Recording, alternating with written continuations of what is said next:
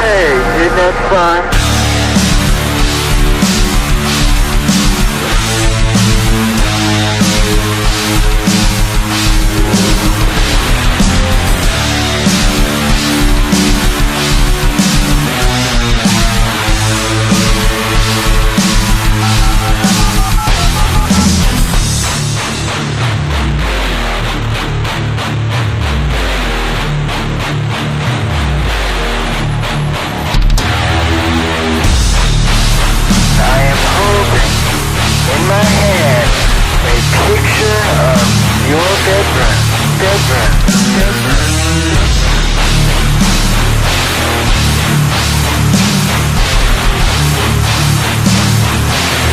Oh my God! A diagram of your room substrate. Be connected with you.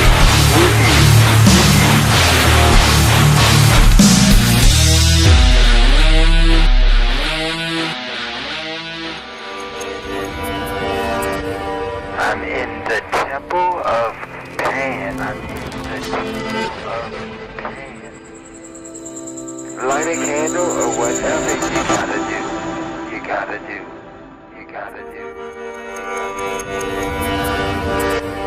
So you will be here with me tonight.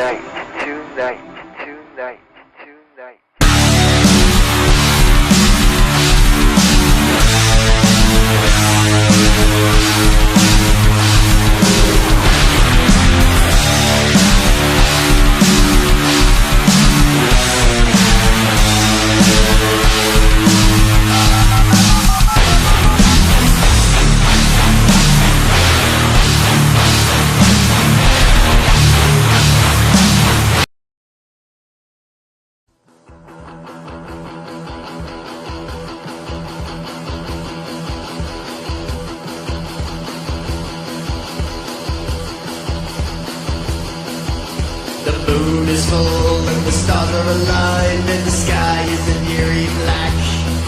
It's the night of the biggest vampire on the hunt on the attack. He spreads his wings as he takes from the air like smoke from a roaring fire, salivating for a little slice of that sweet carnal desire.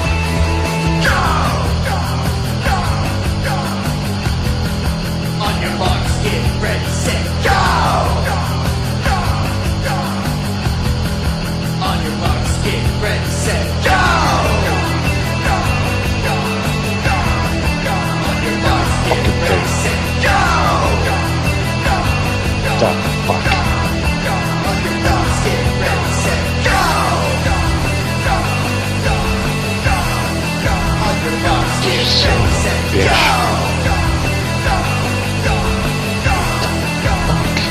Get on with the show! It's not working. It is. Get on with the show, Johnny. All right, everybody, we are live tonight. It is TWO Stowed. I have had enough of being a producer of this fucking show. We are live tonight from Las Vegas and the Pacific Northwest.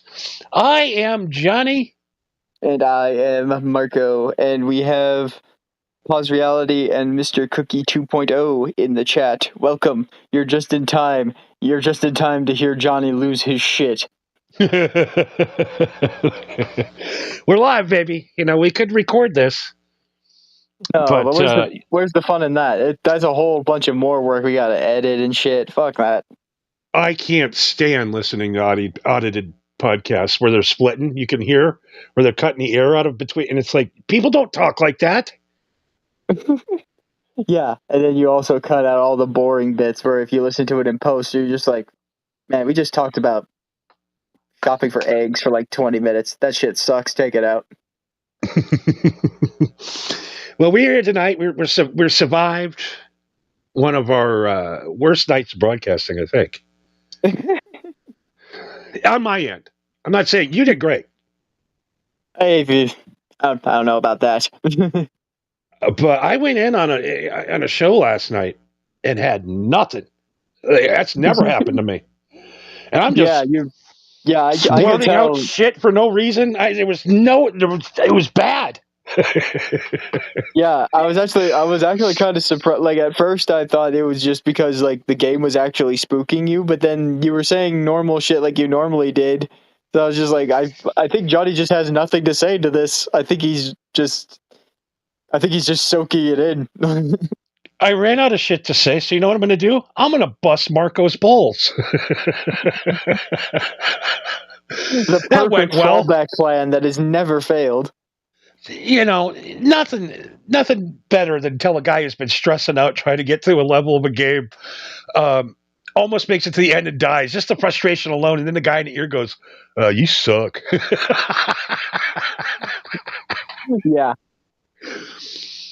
You know, at the time, I thought it was horrible, but now reflecting on it, we'll check and see that. We'll check the tape and see what happened last night. Yeah.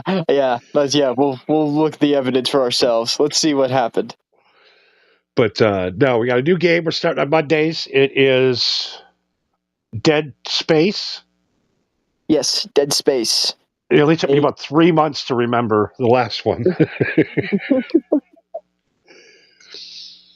We are playing Dead Space with a dead brain, and yes. Both of us were pretty numb in the head. We, to be honest, we probably shouldn't have been streaming, but we had to kick it off because spooky month is coming to a close. We had to play a scary game eventually. Yes, and then next week, how many more? So next week's Halloween week, right? Correct. Yes. Okay, so next week we're really going to get spooky. Yeah. I'm planning on trudging along through that as much as we can. Like, I don't think we'll be able to beat it, but we'll at least get to like the real fucked up shit. You know what I mean? Absolutely. So check that out on Mondays. It's always fun. Oh yeah. And yeah, weird. A guy who's done 6,000 and something episodes finally ran out of shit to say last night. So it turns out 6,000. It took 6,000 episodes of talking for about 2 hours or so every day, give or take. It took that long.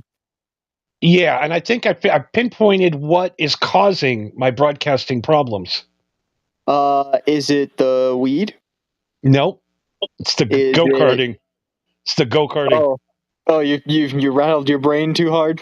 I think so. I think I rattled my brain to a point where I'm not the same person anymore. It's starting to scare me. all of your dead brain cells have finally shooken off of your skull and settled on the bottom. But I came to the harsh reality Saturday afternoon that I'll never be a good go-kart racer. That's heartbreaking to hear, Johnny. I know it's hard to give up on your dream that you just discovered a week ago. It's crushing. I've been getting weird headaches though since then, and I think I have to retire just because my body can't handle it. Like my back is starting to hurt. I guess 7 straight days of go-karting. No, I guess that will do it to you. I don't know.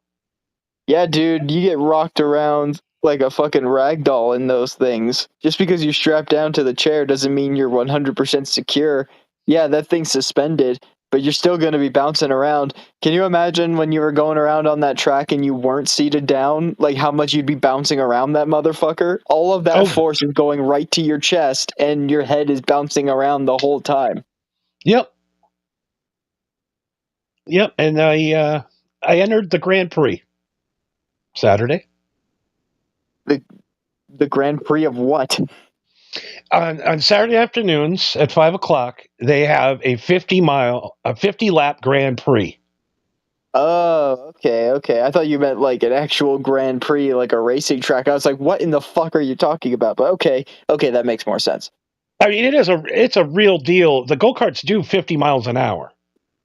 Well, I mean, yeah, it's a Grand Prix, but I thought you were talking about like the Grand Prix or something like that. I was like, what?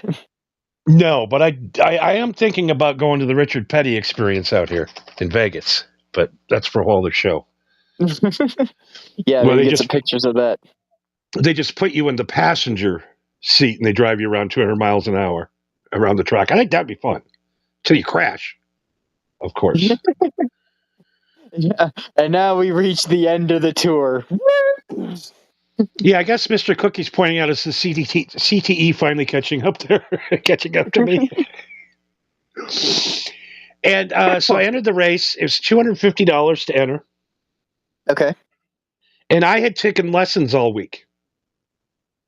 And they Right? provided the go-kart and the fuel and shit.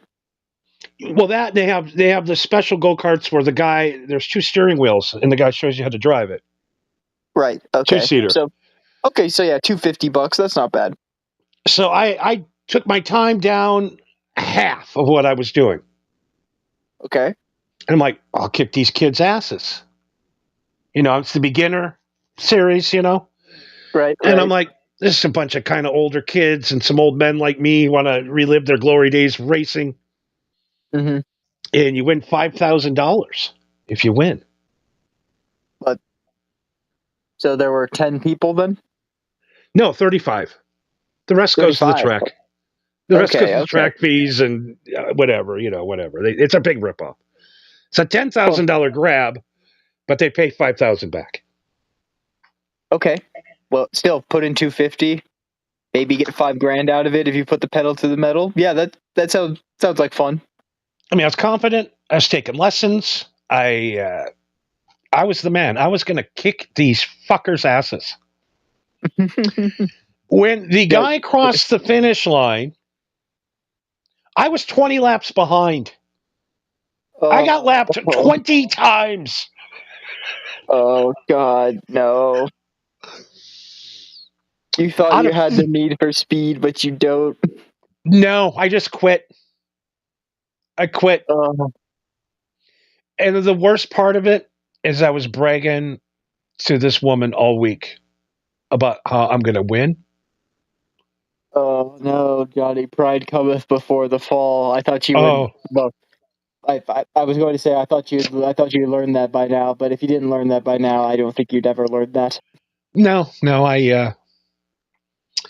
it was just not a good day with me and Heather that day. So she comes out and she's in the stands. Now imagine having to go and watch a grown man drive go-karts for 2 hours.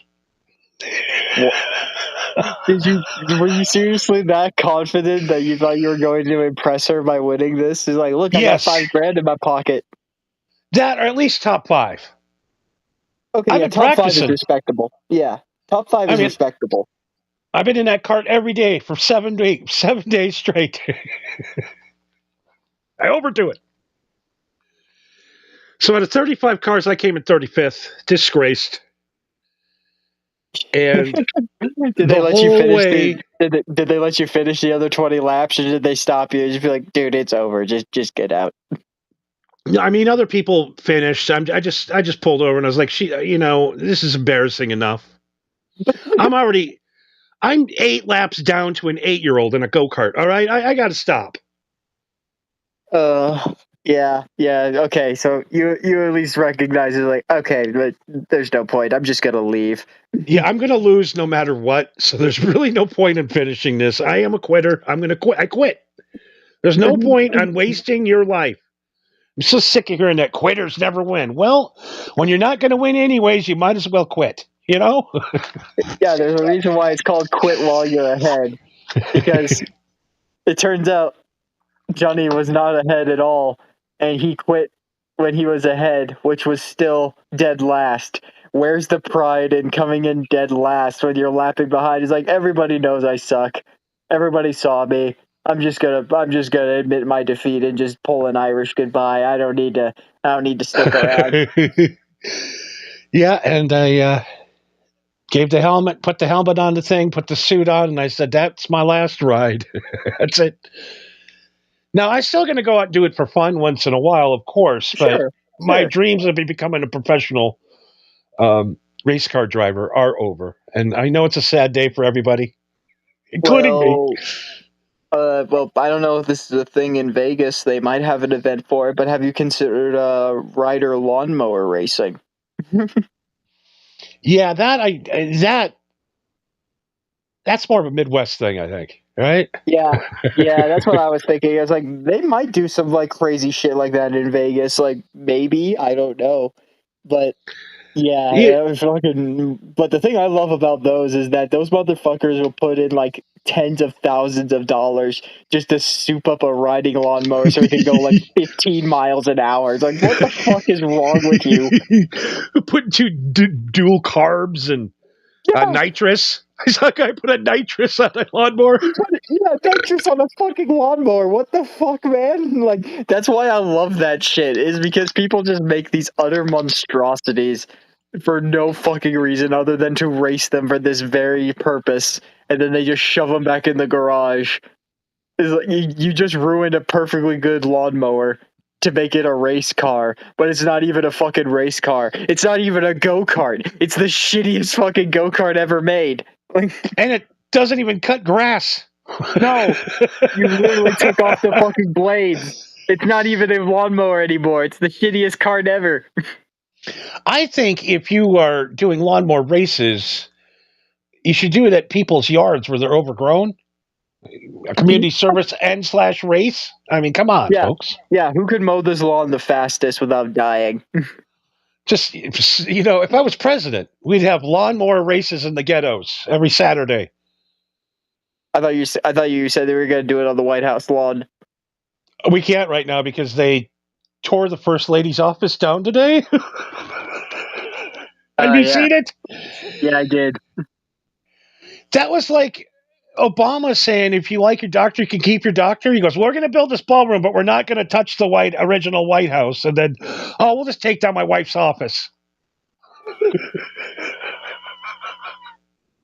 I wonder what they argued about last night. I mean,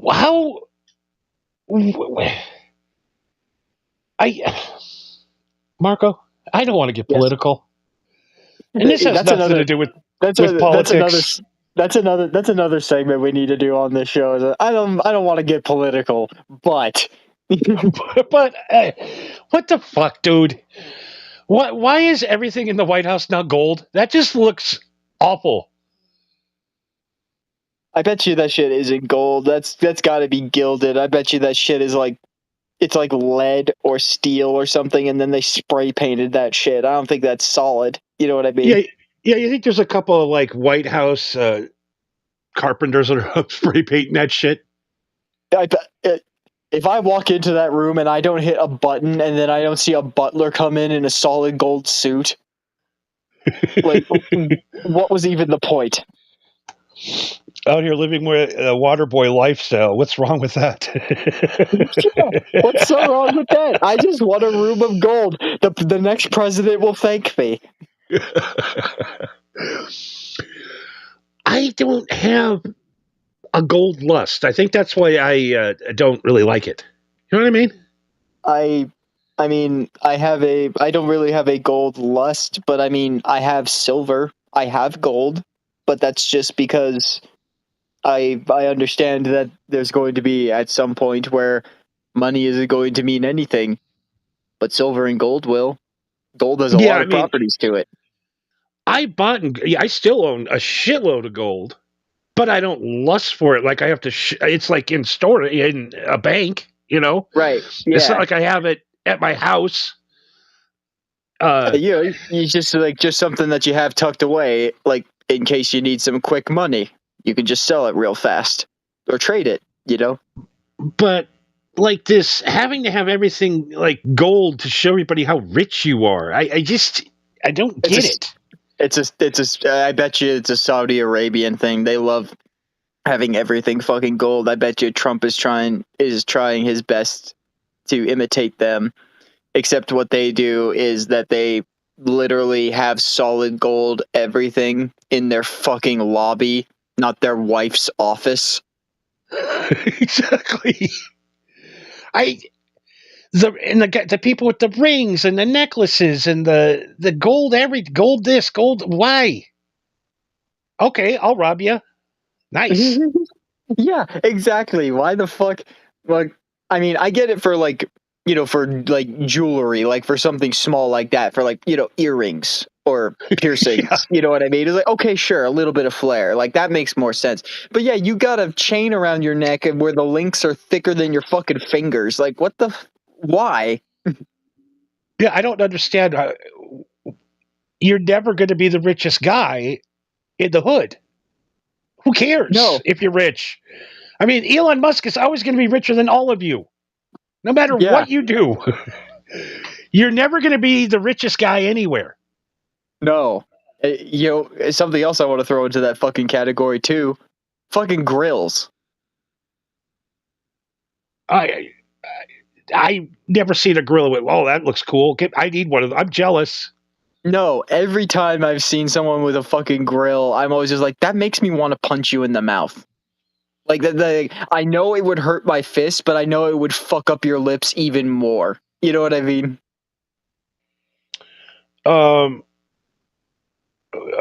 What? A crown was stolen at the Louvre today. It was, what? A crown was stolen. It was worth, I'm sorry, it was Mr. Cookie's dropping in here. There's a cool $100 billion that thing's worth. They stole $100 billion today. Apparently, not only was it stolen, but it was dropped. So it's worthless? I mean, it's not worth $100 billion anymore. It's not worthless, but yeah, it lost its value. Yeah, the other funny thing is like there was no security on the second floor because they didn't expect anybody to use a ladder. I mean, you got something worth $100 billion and somebody could sneak into the upstairs? What? I really do think that there are just some instances where, like, like in The Simpsons, they always, like, there's like, oh yeah, we're going to go break into this place. And the night that they decide to do it, that's when the cop is, like, taking a nap. Yep. You know what I mean? I was like, that shit has to happen more often than we think. You know what I mean? I mean, nothing is secure anymore. Yeah. With the amount, I mean, you can literally go up to a lock now, an electronic lock with your phone, and it will open it. It will find the combination for you. I mean, we can hack into anything. There's nothing impenetrable anymore. Well, I mean, not even electronically. Like, you can literally just go on Amazon and get yourself a fucking lockpick set and learn how to lockpick. It really isn't that fucking hard. And I looked into it. Do you know it's illegal to make your house impenetrable? Yes.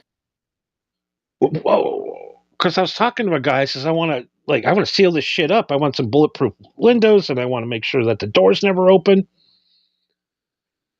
I want the cops to take a while to get in so I can throw my shit away, you know? That's literally why it's illegal. Exactly. So you go to the Louvre, you steal this $100 billion crown, right? Yep. Where do you sell it? You can take it to the pawn shop. No, you have to have some sort of fucking connections or black market or something. No one is going to drop. No one has $100 billion just lying around. That's something that I've always wondered too. Where like people, like it reminds me of that story of when someone stole Lemmy's hat that one time. Like someone stole Lemmy's hat and then someone found it at a party in California, and it's like 3 dudes that were Motorhead fans just went up, grabbed the hat, and they were just like, if you stop us, we will fucking kill you. Yeah, there's something about Lemmy that just respect. So much respect for that man. Yeah, except unless you're actually, now that I think about it, I can't really think of anybody who has anything real bad to say about Lemmy. Really, the worst I have ever heard somebody say is like, yeah, he's kind of weird, you know? He just was a real guy. He didn't give a fuck. No, he was the epitome of not give a fuck, and that's why people loved him. And they're like, Johnny, how do you know that Lemmy didn't give a fuck? Have you ever seen Lemmy walking around with those shorts on? Yeah, those fucking Daisy Duke shorts. That was that's a man who doesn't give a fuck. Yeah, it was a thing I saw. Fucking, it was a Scott Ian of Anthrax. He said that when he first met Lemmy, he was wearing those fucking shorts, and he was just at like a fucking arcade machine with those Daisy Dukes, just playing Galaga or something. And so, but it's Lemmy, so he went up to him and he was just like, "Hey, my name's Scott. I'm a big fan," and so they were chatting it up, and he brought up, what's with the shorts, and Lemmy's like, "What do you mean?" He's like, "Well, they're just really short," and he goes, "Well, yeah, it's hot out. They're shorts." And Scotty just goes like, "Well, I mean, yeah, those are short, but those aren't shorts. Like, these are shorts." And he was like pointing to, like, he was wearing like basketball shorts, And Lemmy just looked at him and he goes, "No, these are shorts. Those are pants." Those are knickers. And Scotty was just standing there, just going like, "I mean, All right. Those are shorts." Like, he was just like, "I guess you're right," Fucking weirdo. The fucking guy's a weirdo. Yeah, the other funny thing I heard about jewelry is the wide receiver that used to play for the Cincinnati Bengals, Chad Ochocinco Johnson. Oh, I love him. And he hasn't spent $1 of his NFL paychecks. It's all in the bank. Nope. He's the cheapest guy in the history of the NFL. Well, yeah, he's playing it smart. That's Go ahead. He would show up on game day with these chains and jewels and these giant diamond earrings and all of this shit. And they're like, "Well, what about all that jewelry? That was a big waste of money." He goes, "Fuck, man, I bought all that shit at Claire's." Yeah. It was all fake. It was all, he goes, "Oh, it's just fake as fuck, but everybody thinks that I'm rich. They don't question you." And I'm like, that is genius. Yeah. He goes, "If somebody stole one of my chains, I would laugh." I'd be like, "I can't wait till they go try to sell that fucking piece of shit." Yeah. That's literally the smartest thing you could ever do, is just get the flashiest piece of junk you possibly can and flash that shit. Although that might also get you murdered. But oh my God. I just don't understand in this day and age, there's just no reason to walk around like that unless you got armed guards, Right? Guys too driving around Lamborghinis. I'm like, I could just walk up to you, put a gun to your head, and have $1 million car. That's all it takes.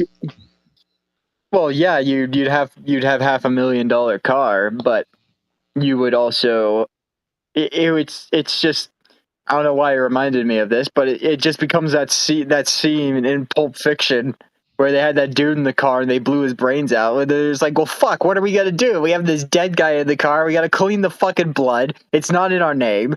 You know what I mean? This is like, there's so much shit we have to do now.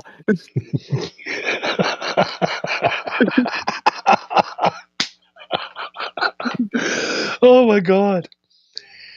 It's just, I don't know. I don't understand this flaunting of the wealth, building ballrooms. I just keep hearing that AC/DC song. I know. Anytime I hear ballroom, it's AC/DC every time. What the fuck do we need a ballroom for in America? What are we doing? I really don't know. I guess to hold events like the presidential State of the Union address or something like that. I don't know. Yeah, I could see if we were doing great and everybody was rich and everybody's in a great mood, like, when Clinton was president back in the day, or Obama, where we didn't think there was going to be a crash any day. Our president wasn't crazy suing the government. He's paying for the ballroom by suing the government. Kind of suing myself here. I think I'm going to settle, he said today. I'm like, that. If that isn't the craziest thing I've ever heard a president do, I don't know what is. Yeah, but what's even crazier is the fact that might work. You know what I mean? He's 16 million from ABC, 20 million from CBS. He's suing the Wall Street Journal for $7 billion. What the fuck is going on? Yeah, That's the president. He's not like a dude. He's the president. Yeah. It's just weird. It's I know, man. It's so fucking strange. I have a friend of mine who's like, I guess if I would describe myself politically, I would say I'm more of like a moderate conservative. By that I mean I believe that interracial gay couples should be able to protect their homegrown marijuana with guns. Exactly. And so I have a friend of mine who's on like kind of the other side, where he's a moderate liberal, where like, yeah, he's more of on the liberal side of things, but he also likes guns. You know? So we kind of have this weird back and forth sometimes. But the thing that he that he brought up to me is that, like, I brought up these, like, you know, people like to compare Trump to Reagan, and he was just like, well, I mean, yeah, you could compare Trump to Reagan, but at least Reagan was a fucking governor. Yeah. At least he was in the government for a little while. You know, at least he fucking did something. It's not like he was an actor who became president, you know? It's just, he was funny and people liked him. Both sides. Everybody liked Reagan. Yeah. That's why he fucking won. I mean, looking back on it, the things he did were horrific, but, you know, we'll just pretend it was great. It's gone. Whatever, dude. That was 40 years ago. What are you bitching about? I mean, it did generate some of the greatest music ever. It did. You know, the Cold War stopped. We haven't had to worry about nuclear war until now. I mean, people keep saying that, but I don't know. I remember, like, once every other week, something on the news would be like, "Oh, Iraq has weapons of mass destruction. We can't say nukes, so we're going to call them weapons of mass destruction." Yeah, they had a bunch of M80s in a warehouse. Yeah, turns out that we lied about that. Turns out we lie about a lot of shit. Yeah, a lot of people get murdered over it. You know, it's all right. Yeah, it turns out that we've been doing that a lot. God, you know, it's just everybody's a liar. Everyone. That's politics, man. And that's what it is. You know, the other day I was driving home and it just hit me. Donald Trump is a fucking liar. And I'm like, it just hit you? I'm like a real liar. Like, he just doesn't, he has nothing. He's a liar that has no fear of the repercussions. Exactly. Mr. Cookie says, the reason I like Reagan is because of Futurama. It's a good rendition. Yeah, Futurama's Reagan and Futurama's Nixon are fucking, like, A+. Yeah, so I'm not...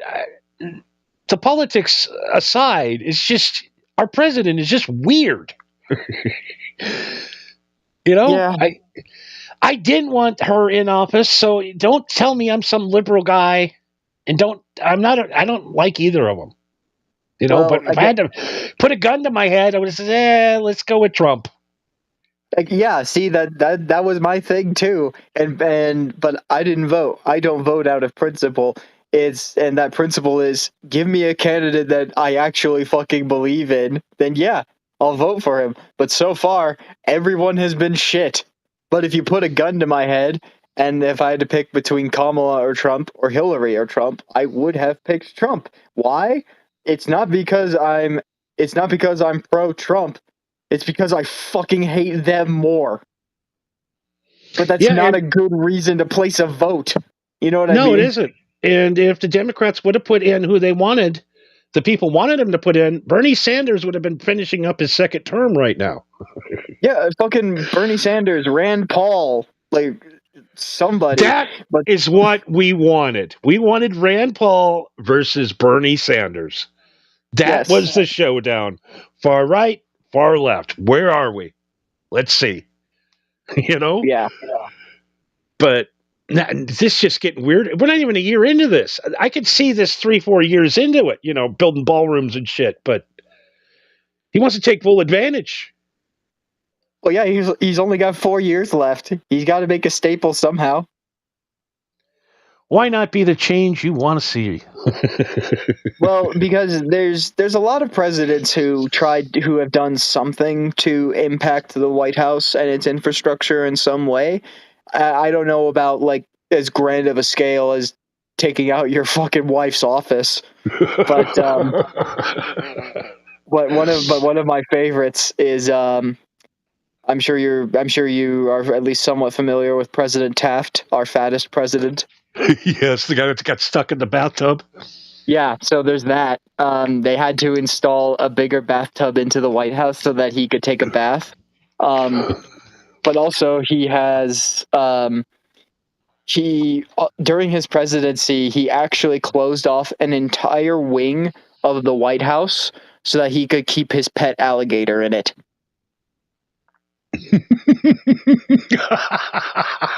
I love that. Yeah. I love weird pet guy. Yeah, there's a lot of presidents that have like fucking weird pets. Like one that's kind of infamous is I bring up Andrew Jackson a lot on this show because that dude is fucking wild as a person, but he had I believe it was a parrot. He had a parrot, and you know, as parrots do, they mimic and repeat everything that they hear. And Andrew Jackson was not exactly the most polite individual, let's just say. And so when Andrew Jackson died, his parrot was present at the funeral, and they had to excuse the parrot from the funeral because it would not stop swearing. And this is like what year? Like late 1700s. Okay, so at this time, there's no radio. Nope. There's no TV. There's no paper. No, you went to go see your former president to go see his funeral, and you have to sit there and be sad that your former leader is dead. And then you see this parrot just sit there just going, fuck, piss, fuck you, bitch, shut up. You know, like this for fucking nonstop. You have to sit there and be like, don't laugh. Don't fucking laugh. Like, that cocksucker used to beat me. Yeah. The parents just saying all this crazy shit the whole time, and they're just trying to get this dude in the ground. Yeah, did you know he fucked George Washington in the rear? He's a homo. He's a homo. I'm glad he's dead. But goddamn, I mean, you'd have to be rich to have a fucking parrot in the United States in 1700. Yeah, Holy shit. That was an exotic pet back then. You don't have no. I mean, that's your entertainment is your fucking parrot. That's like your TV back then. Yeah, it was reading books, riding horses, dying of dysentery, or getting killed by natives, or like having a parrot. Yeah, getting mauled by bears. Like there really wasn't a whole lot to fucking do back then. People say, yeah, we had a parrot. You don't really think about the amount of work that man had to go through to get that fucking parrot. No, that motherfucker literally went across the ocean to get that motherfucker. Like, and why not get a bunch of them? You know, why just one?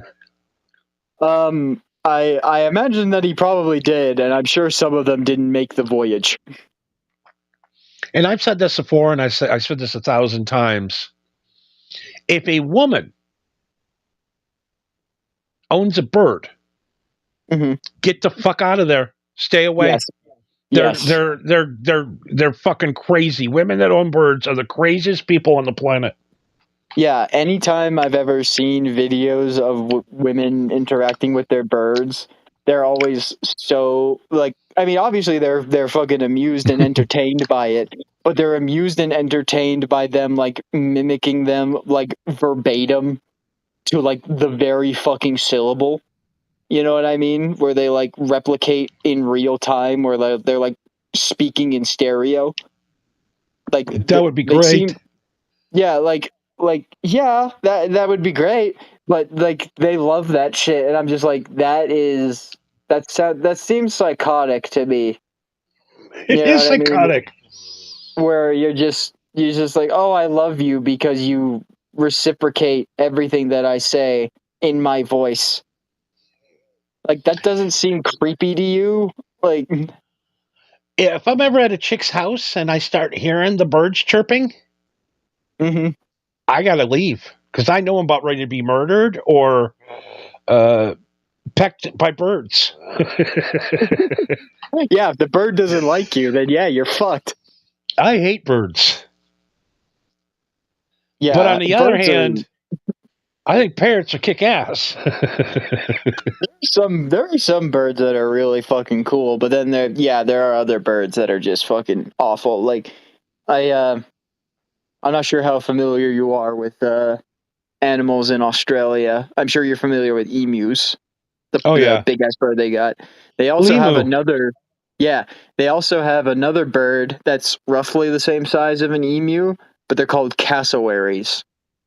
And they are like the closest equivalent to a fucking velociraptor I have ever seen. Oh, I've It's seen like, they're fucking super fast. yeah, they're super fucking fast. They have razor sharp talons, and emus usually are like in packs and they usually mind their own business unless you're fucking with them. Cassowaries will just come in from out of nowhere and gut you just because you looked at it funny. You know, like they're fucking insane. Yeah, I don't know why anybody would want to go to Australia or live Nobody there. You're just born in Australia. Like you're just there now. You know, I don't think anybody. I'm sure that there are some people that actually decided to go and live in Australia for God knows what reason. But I feel like a vast majority of people in Australia are just like, man, I want to get out of Australia. How much is a ticket? Fuck, that's a long distance. It's a long, I think like a 23-hour flight. It's crazy. I'm not sure how long of a flight it is, but I mean, yeah, it's literally thousands upon thousands of miles of ocean, nothing but ocean and islands. Yeah, we were there. I was there. We were in Sydney and Melbourne, but like we stayed in a hotel and went to the place. You know. You went to the touristy side of Australia. Yeah, we didn't see any velociraptors trying to gut us or any of that. Yeah, you didn't go out into the bush. Oh god, yeah. There's no way. I think a lot of Americans tried to move there after Crocodile Dundee. That movie was fucking awful. To this day, I can't figure out why anybody liked that movie. I can't find a single person who like legitimately liked that movie. Anytime I bring up Crocodile Dundee to people, we do nothing but talk shit about it. And they're like, no, man, we need Crocodile Dundee too.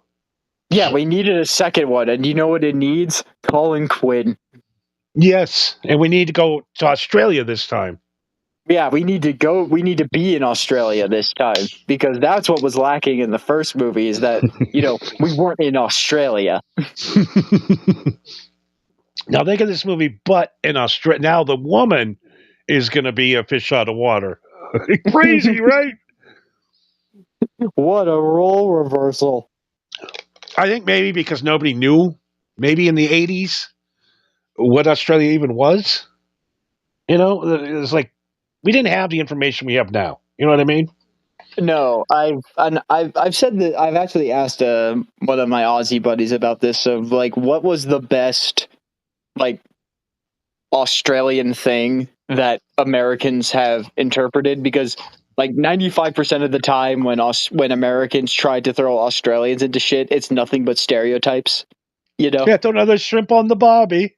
Yeah, exactly. Yeah. So I just asked him, like, what's the most like spot on American interpretation of Australia?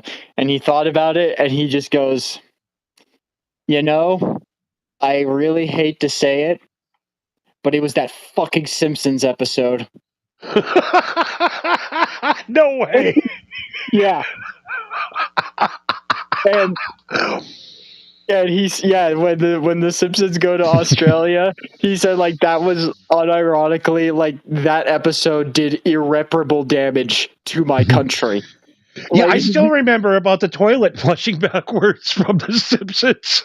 that was the whole fucking point. But yeah, there's he's like to this day there is a petition in Australia to rename their currency to dollary dues just because of the Simpsons. Mr. Cookie said he knew a guy that made music that loved Crocodile Dundee. But he also said he was also a cokehead. Okay, well that makes a lot more sense. That checks out. Yeah, all Australians seem like they're on coke, so it makes sense. It checks out. Oh my god. Yeah, he was just telling me like when that episode finally hit Australia, one thing that blew my mind is like I'm sure you remember that bit where Bart was like fiddling around with his knife and that Australia goes up to him. That Crocodile Dundee bit is like, you call that a knife? This is a knife. That's not a knife. That's a spoon. All right. Well, I see you've played Knifey Spoony before. And he just walks away. Knifey Spoony. Yeah. You know what the funny thing about that is? Oh. That was literally just some random bullshit that the Simpsons writers came up with, and it has now become a fucking joke that Australians do in bars. Yeah, I mean, all we knew was Foster's, and they hate Foster's beer.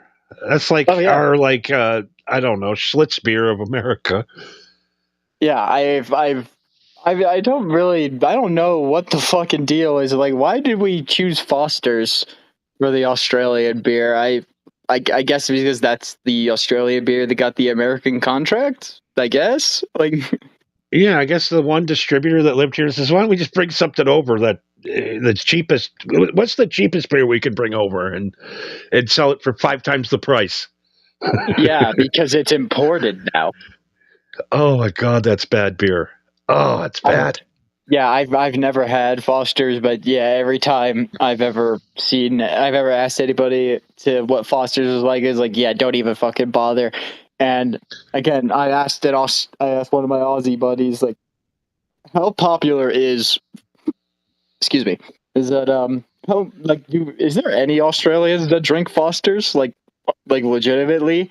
And he was like, not only is there no Australian that drinks Foster's, but if there's ever an Australian that finds out that you are drinking Foster's, he might fight you.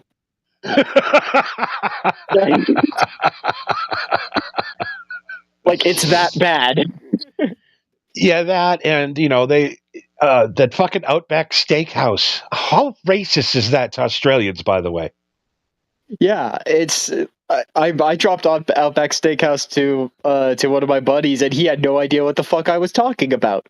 I was like, you've never heard of Outback Steakhouse? And he's like, what? No, what the fuck are you talking about? And so I sent him like a bunch of like advertisements and promos for Outback Steakhouse for their specials or whatever. Yeah, Aussie. Yeah. I said that to him, and I listened to him watching them, and he just started busting up laughing. like he was just dying laughing. He's like, this is the dumbest shit I've ever heard. It's like, yeah, they invented this thing where they slice an onion up and deep fry it. Yeah, isn't that Australian? That's what they're famous for, that the Australians brought over deep fried onions. Yeah. Well, you've never heard of the bloomin' onion? I thought you were Australian. I love too if like you have an Australian over, like a friend that finally comes over, like a pen pal or something, and you want to surprise him. You give him this big Outback Australian dinner and Foster's beer. Yeah. Just put rugby on the TV, and he's like, "I don't like any of this shit." Well, we thought this was Australian. Well, it is, but it's not. We ordered like a 10 bloomin' onions. Actually, while we're talking about Australians, I've come across some very, very colorful phrases that apparently is very common in Australia, but I wanted to bounce them off you. just to see how they work. So Yeah. I got two of them prepared. So one is, well, we're not here to fuck spiders. I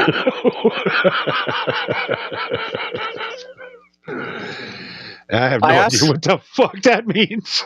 I know. It was literally something that one of my buddies just dropped and then just said nothing. Like that was a normal thing to say in a conversation. You know what I mean? Like he just said that like it was nothing. And I asked him like, what the fuck does that mean? And he just goes, well, we're not. I'm not here to fuck spiders. Yeah, I'm like, okay, sure, whatever, dude. And then he hits me with this fucking gem, which again, I literally had to stop what I was doing when I heard this. He said, hey, you're the one fucking the cat. I'm just holding the tail. Which again, he just fucking said nothing after that, and I'm just like, no, we're gonna fucking talk about that. And he's like, what? I'm like, don't fucking what me? Did you hear what you just said? He's like, yeah, I'm holding the tail. I'm like, that's not something normal people say. What the fuck is wrong with you? Like, you guys fuck a lot of cats in Australia? yeah, I'm like, where is this shit coming from? I have so many questions. And the weird thing is, I kind of understand what it means. Yeah, that is the weird thing about Australian lingo is that sometimes they say something and you're just like, I somehow I got what you meant, but then there are some times where they say something and you're just like, that just sounded like, well, Something made up. yeah, that sounded made up. Well, that's because they combine a lot of the Aboriginal languages into their culture. So, like, the word kangaroo is an Aboriginal word. So that's why they're called that. And that's why there's, like, you know, like the didgeridoo and, like, a bunch of all the other weird shit that's part of Australian culture is because of the Aboriginals. But... Yeah, I mean, I brought this up before, but if you've ever didgeridooed a woman's vagina, she'll fall in love with you.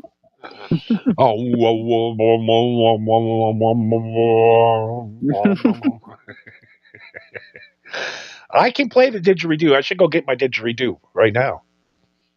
You have a didgeridoo? I do. I have an assortment of didgeridoos. Well, this is news to me. I like to use them as sexual tools. So you don't use them. So you don't use them as musical instruments. You use them as for sexual aid. Yes.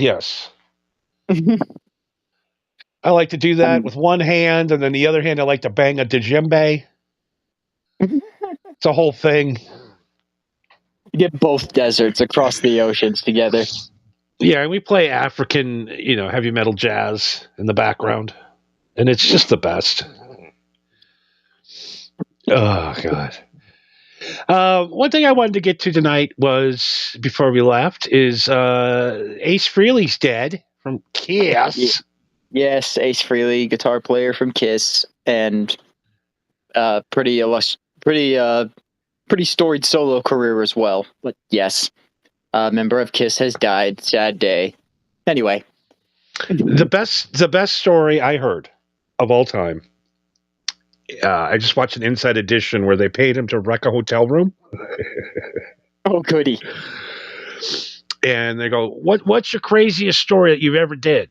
And he goes, "Well, that song Rock Soldiers." Mm-hmm. That song is about he wrote a song about this night. I was slipping and sliding, drinking and driving, pushing my car to hell in DeLorean's automobile. And he says, "What's the real story on it?" And he goes, "Well, no, I was at the gas station filling up, and the cop says, 'That's a really nice car there, hippie. Why don't you get me your license and registration?' He goes, 'By that time, I'm fucking drunk, and I ain't got no license or registration.' And I said, 'Fuck it.' And I had the devil take me down the road." This ain't my car. Fuck it. He goes, "I'm smashing into fucking parked cars to a point where the car's smoking so bad I had to pull over to a gas station. And I called my buddy up. I'd gotten away from the cops." Fucking how? He was in a DeLorean. Okay, sure. Which aren't that fast, I found out later on in life. Yeah, And you he says think with Back to the Future, you'd think they'd have some horsepower to them, but no. he goes, and I laid a bunch. He's at the payphone. He goes, I laid the rest of my coke out, and I called my friend, and I snorted the line. I look up, and there's like 30 cop cars rolling towards the payphone. Yeah, I was gonna say, no way you ran the fucking cops. They just fucking chased you. Yep. And he's like, yeah, I guess it's all over there, folks.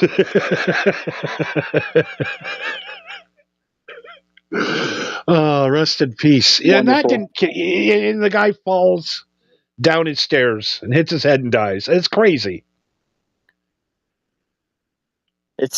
Sometimes there are songs that do have crazy backstories, but they're always the songs that are the most mundane you never think about. But then the songs that are like massively like super emotional and really powerful, like yeah, sometimes there's a story tied to them, but a lot of times it's not. It's a lot simpler than that. Like one example that I love is it was a thing I saw somebody who went and saw Avatar, you know that band. Who did that song "Hail the Apocalypse"? Yes. God, Yeah. that So band this sucks. dude, yeah. So he went to like a they did like a meet and greet after the show, and he went to the singer and he asked him like, what's the story behind "Hail the Apocalypse"? Like, what's the inspiration for that? And he said that he just looked me dead in the eyes and just said, "Well, there's a man in the apocalypse, and he's hailing it." It really was that simple. Like I was just telling a story, dude. Like, what did you want me to say? That's from a magical time that happened to me on one night on mushrooms. It's just it's that simple. Sometimes it really is that fucking simple. It's like, I don't know, dude. But the devil is going to have to play without an ace in his deck. Bow, bow, bow, bow. Wow, wow, wow, wow.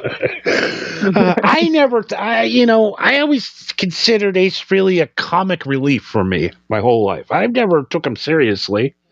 No, me neither. I was never a huge Kiss fan, and anytime I ever heard an Ace Frehley song, it's always just like, oh, this song actually isn't half bad. Ace Frehley, what the fuck? I've seen him live. I saw him live like 3-4 months ago here in Vegas. Yeah, I was gonna say, didn't you see him recently? Like from the video that you sent, he looked pretty rough. It didn't go good. It wasn't a good show. The guitar was out of tune the whole night. He wouldn't tune it. It's just if he wasn't drunk, I don't know what he was on. I'm pretty sure he was dying. No, most of these guys that are sober are popping pills. True. Antidepressants or whatever, They're not sober. Maybe he had a little back pain, had to take a bike, and it just looked like he was in a different world that night. I mean, fuck, the dude was almost 80, Yeah, he's 74 years old. And I'm like, all right, he's 75 years old. And I pictured my grandpa when he was 75, and he couldn't even fucking walk up a flight of stairs. So, Yeah. So even if he is on something, I can't really say I blame him. I'm sure that dude was popping pills, or I'm sure he had just fucking straight morphine if he wanted. Yeah, I mean, is the devil's deal up because Gene Simmons blacked out and smashed his car the same day? That's a little weird, ain't it? That is bizarre. Or maybe Gene Simmons just passed out behind the wheel and just smashed right into a car. Or maybe Gene Simmons just felt his wallet get lighter. Oh, fuck, and passed out. Yep. What do you mean the coffins aren't selling? We have to bury him in a Kiss coffin. Don't you understand the marketing? The condoms. God, I don't have any Kiss. I'm looking around. I'm trying to think if I have any Kiss merch, and I don't. I don't own one piece of Kiss merch. No, I don't. I don't own a single bit of Kiss merch or music. I don't even have any Kiss vinyl records, and I know that's a sin for any vinyl record collector. For like, you got to have some Kiss albums that are classic. It's like, no, I refuse to have Kiss in my collection out of spite. Yeah, I never got it. I never got the No. Kiss fever. I've saw Kiss a few times. It was all right. It's cool. A lot of banging, a lot of flying and spinning of the blood and the fire and the gay singer. Hey everybody! Yeah, I heard how you guys out there like beef. I like chopping down on some beef. What? I can't remember where he went. He was like in Iowa or something. He's like, I heard all you people out here love beef. wow. The most After like 40 years of crowd work. And I'm like, I look back to a guy that always has to have like 8 women in bed with him and all these like video shoots and stuff. Mm-hmm. And a little overcompensated. Is he gay? He's the gayest man ever. I heard y'all like some beef. Yeah, if that's the stage voice he used, then yeah, that's I don't. Why would he do it so high pitched like that? Between every song, it's like that. I heard you guys like to party. Oh Jesus! Are you guys gonna drink? Are you guys drinking some milk? You guys drinking some cocoa? Oh no! How about some of that cold gin? Oh my God! What the fuck is wrong with this guy? He's flaming gay. Does anybody see this? He's gayer than Rob Halford. Maybe he was taking notes. He's like one of the theater kids, like, oh, look at me. It's so fun. Oh, yeah, God. well, I mean, obviously he was a fucking theater kid. He was spitting blood and shooting fire. Oh, that's Gene Simmons. He's the he's the testosterone of the band. He talks very low. Yeah, right. Hi, everybody. Let's have a good time. Let's breathe some fire. Let's breathe some fire.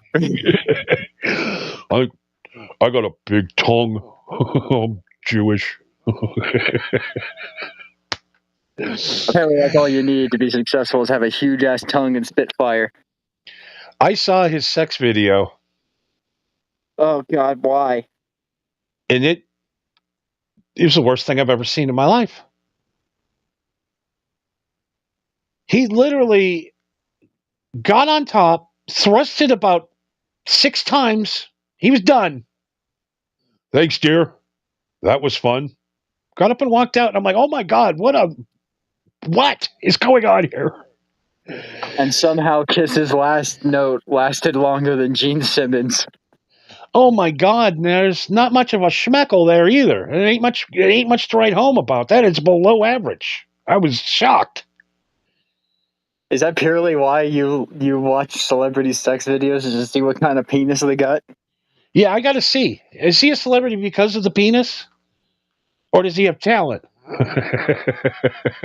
And you're calling Gene Simmons gay? You got to see what you're, Brett Michaels ain't packing so much either down there. I'll tell you that. Yeah, I could live my entire life without knowing what Brett Michaels' dick looks like, believe it or not. Yeah, well, I can't. Vince Neil, Tommy Lee, who else?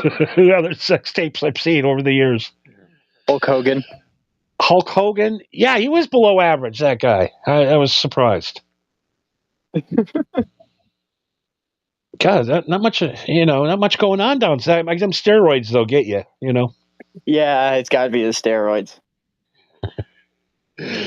But maybe I am gay. Maybe I am. Maybe I'm what they call a pecker checker. Fruit picker. A pecker checker. I like to check peckers. The pecker checker when I was When I was in high school, a pecker checker was when you just slap the back of your hand against a dude's dick. You just boop, pecker check. Just you know. Ooh, I hate that. I hate that. Oh God, I hate that. I hate that kind of roughhousing. Yeah. But that Why was you what you just had come to up? do. Yeah, I know. I got the buddies that come up hitting the dick. So what? Why? What's the? You ruined my day now. Now my dick's gonna hurt. I Now I'm gonna remember get one that time. I testicle remember one. stomach ache. Yeah, I remember one time when I was in high school, I was talking to somebody, and one of my buddies like snuck up on me, and he jumped on me, and he like jumped onto my back and like grabbed onto me in like a piggyback position, and I just grabbed him by his shirt, and with all of my might, I just flipped him off of my back, and he just flipped and hit the ground flat, and I knocked the wind out of him. And he was just looking at me like, what the fuck? I'm like, what are you jumping on me for? Don't jump on me. Don't jump on me. Well, I didn't think I'd have to tell you that. Like, Don't touch me. I'm an animal. yeah, I flipped you off of me like a baby gorilla. Like, Oh my God. You fucking jackass. I don't think that's funny. you don't think people hurting themselves is funny? No, hurting me. You can hurt anybody Oh, else, hurting but you. just not me. Yeah. Yeah, I like to be the hurter, not the hurtee. Yeah. Everybody nobody likes to be hurt unless you're a masochist. If you're a masochist, then you like to get hurt. That's a whole other. We could do it 3 hours on that. That's another thing I don't understand. No, I don't understand that either. And like sadism, I can't even take sadism. a. Okay. I understand the sadism. I understand in like a kind of like dark and twisted way, where you're just like, yeah, you derive pleasure from hurting people. It's like that's kind of fucked up, but that's something I can at least wrap my head around. But for masochists, it's like, no, I love being demeaned and I love being beaten. I was like, fucking why? Yeah, I What mean, is I know wrong with guys you? that they stomp on your balls with heels. Yeah, dude, fucking why? I don't. Why do you have to make it better? What's wrong with regular sex? I don't. To this day, I've done it. I've been in that situation where I've been tied up on the X and getting my stuff slapped with a riding crop. I mean, what are you doing? Oh, Ow! Stop! yeah, none of this. Yeah, this is literally torture. This is not sexy at all. Because what do you want your safe word to be? My safe word's going to be stop. That's the safe word. Yeah, my safe word is get me the fuck out of here. God, people are paying you hundreds of dollars a night for this. This is crazy. God, I can just go out and talk shit to people on the streets and get beat up for free. You know? Yeah, but they aren't. Dominatrix and skin tight leather, I guess. I'll give them that. Yeah, definitely that. I guess the like, okay, that part, sure. I guess I can understand that, but that's like 2% of it. You know? Yeah, I like the look. I just don't like the act. Yeah, like the intro is like, oh, what's gonna happen here? And then no, it's just a dude getting his balls whipped for 10 minutes. It's like, dude, fucking why? I don't get it. I don't. No, It's one of those things where I was driving the other day. I'm just like, when does that start?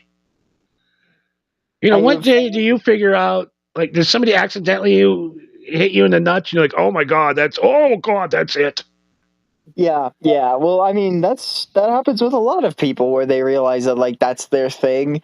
But I forget where I heard this from, but it's entirely fucking true. Where he's just like, listen, I know that there are some people that are like into fucking weird shit, and there's nothing that they can do about it. You know what I mean? Like there are people that are just in defeat.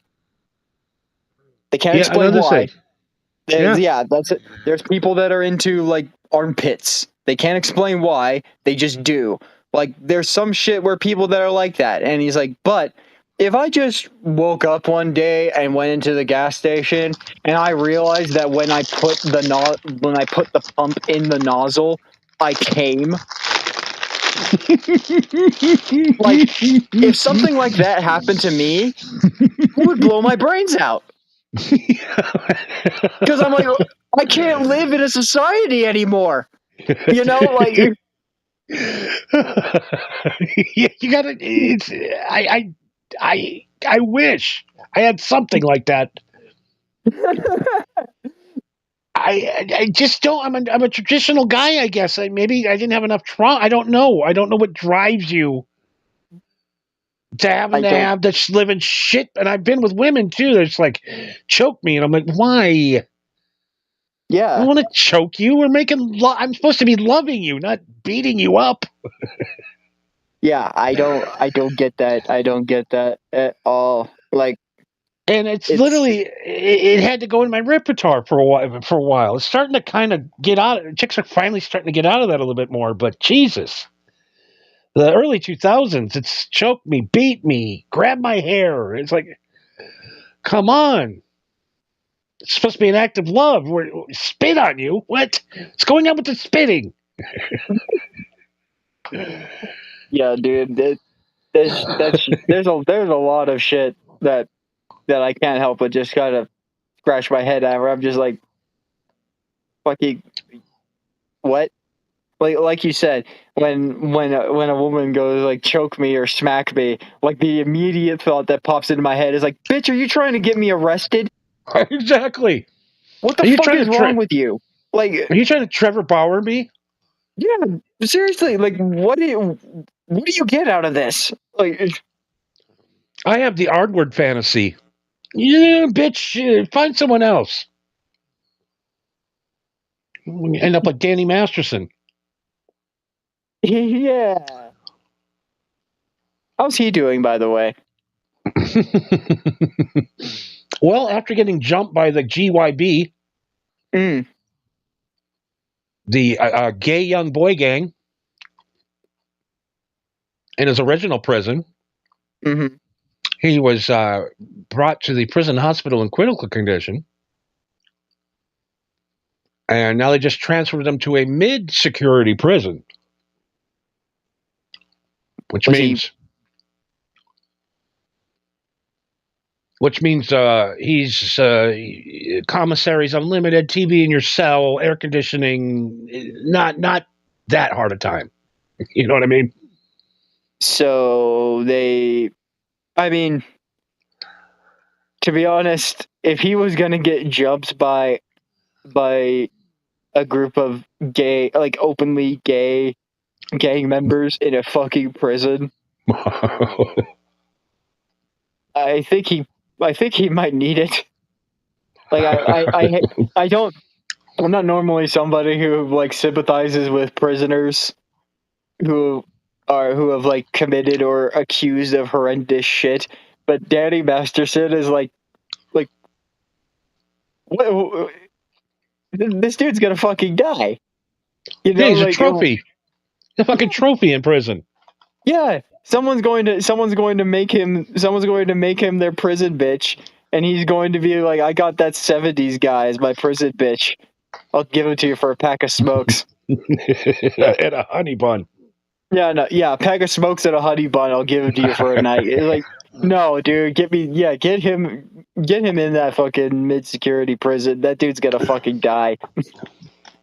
Yeah, so yeah, he's they're still trying to. The appeal should go in fairly soon. He should be getting out sooner than later. It's the most ridiculous thing I've ever seen. Yeah, it's I mean, girls do and say things to ruin men's life constantly. We'll just leave it at that. That aren't true. Yes, they do. Yes, they do.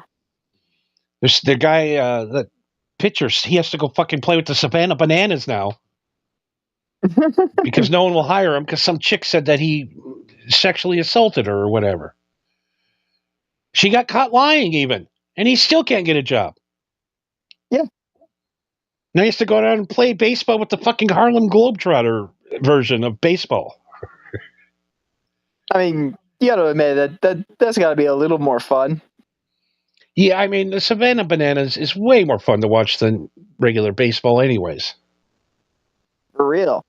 It's the same effect as the Harlem Globetrotters, where you're just like, yeah, you don't give a shit that it's not a real basketball game. Look at what they're doing. Well, they had a thing, too, when they first started. $25, got you a ticket, and all you can eat and drink. Damn, that sounds like a good deal. So, I mean, you know, and the guy said, believe it or not, people really didn't take advantage of it. They'd get a hot dog, get a pop, and watch the games. They were thinking, there's a guy coming in, eating 80 hot dogs at a time or whatever, but it worked. Huh. People got to realize you got to start cheap. Yeah. Yeah, you got to start cheap. But that's the problem, though, is that we started cheap 20 years ago. Yup.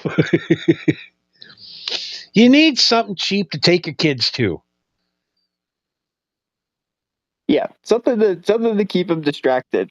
Something like the Harlem Globetrotters or the Savannah Bananas. Like, that's just nothing but a giant waste of time because it's entirely scripted. It's a giant goof, but it doesn't fucking matter because they're just fucking around for 3 hours. Your kid's laughing. You're laughing. Yep. It's just entertainment. Yeah, watching real baseball is boring. Yeah, for real. I've been to baseball games and let me tell you, like, before I had a smartphone, like, even before I had a smartphone, I was fucking bored of baseball.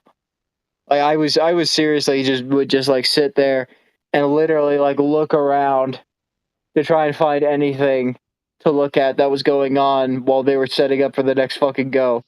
Yep. Looking at every woman in the crowd. Yeah.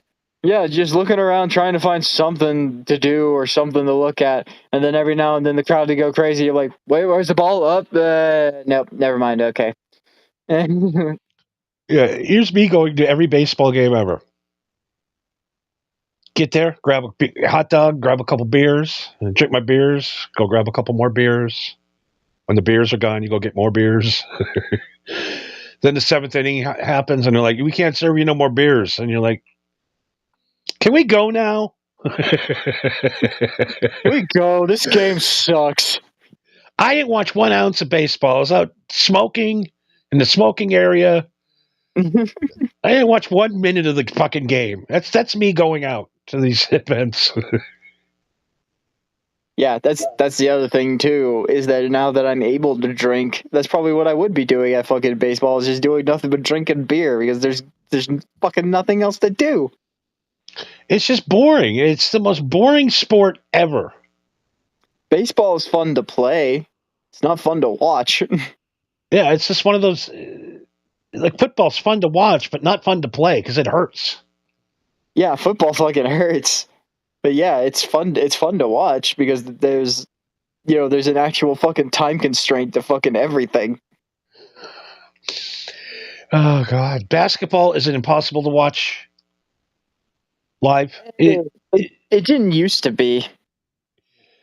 The squeaking of the fucking shoes, it's too much for me. I can't handle it. Maybe I'm autistic, but it's just 3 hours of squeaking tennis shoes.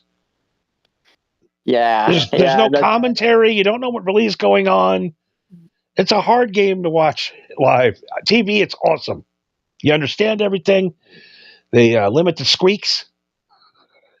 To the best of their ability. There's still a lot of squeaks, but yeah, I can imagine in the stadium it's just nothing but squeaks. And it just echoes. Squeak, Yeah. squeak, squeak, squeak. Oh, but God. Those floors got to be buffed every quarter. I know. And then hockey, though, you got to see that live. Impossible to watch on TV. Impossible. I mean, I love watching hockey on TV as much as the next guy, but it's definitely something that's way better if you watch it in person. I've only been to one hockey game in person, but I was fucking blown away because I think it was just for like a school thing. We just went and saw a hockey game for a field trip, and I didn't know anything about hockey other than hockey existed as a sport. I didn't know the rules. I didn't know anybody on the teams. I didn't know like what the rules and stipulations were. All I knew was that dude's getting beaten the fuck right now, and the refs are just standing there. What is happening? What? Anybody see this? They're fighting. Yeah, those dudes are bashing their fucking heads in, and the refs aren't doing anything. Like, there's something about it, man. Just the whole building too gets tense when the guy takes a shit. Yeah. Ooh, it's like watching fireworks almost. But yeah, it is. This is the least boring sport to watch. The other one that sucks is car racing. Holy fuck. NASCAR. Car racing. Oh, God. Yeah, car racing in person. Some races, but yeah, for the most part, I don't even like watching racing on TV. But at least on TV, you watch every bit of the action. You're not just stuck at one fucking point, and then the car just goes. Which one was that? I think it was red. Yeah, guy did that joke a long time ago. I think it was Jeff Foxworthy. He goes, "Yeah, the car goes wrong." Obviously, your guy go, "Woo!" Yeah, like he's 2 minutes roll around again. Woo! Goes on for 3.5 hours. They cheer the cars like they can hear him. Way to go! yeah, like they're gonna hear you 20 miles down the road that they just got there in Mach fuck speed. And I hope never to ever get in a fist fight arguing over what's better, Chevy or Ford. Guys fight over that. They still fight over that, man. My dad gets like that. If you bring up Ford to him, he will go on a fucking rant about how much Ford sucks.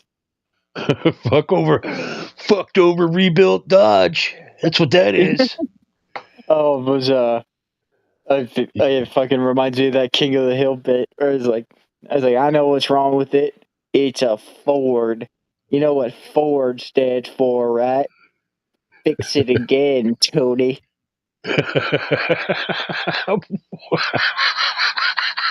It spells Fiat, Dale. Fix it again.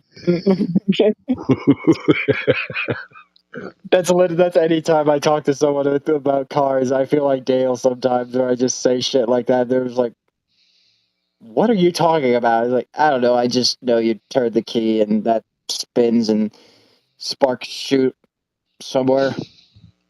Yeah. The new King of the Hills are awful.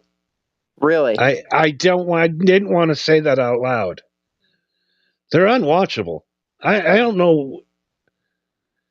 The magic's gone. I don't know how else to say it. It's just gone. Yeah. They needed to keep the characters the same age.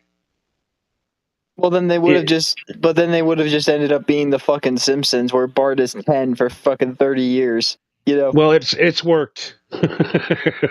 Obviously, it's worked. Yeah. Seeing Bobby growing up as a sous chef. Yeah.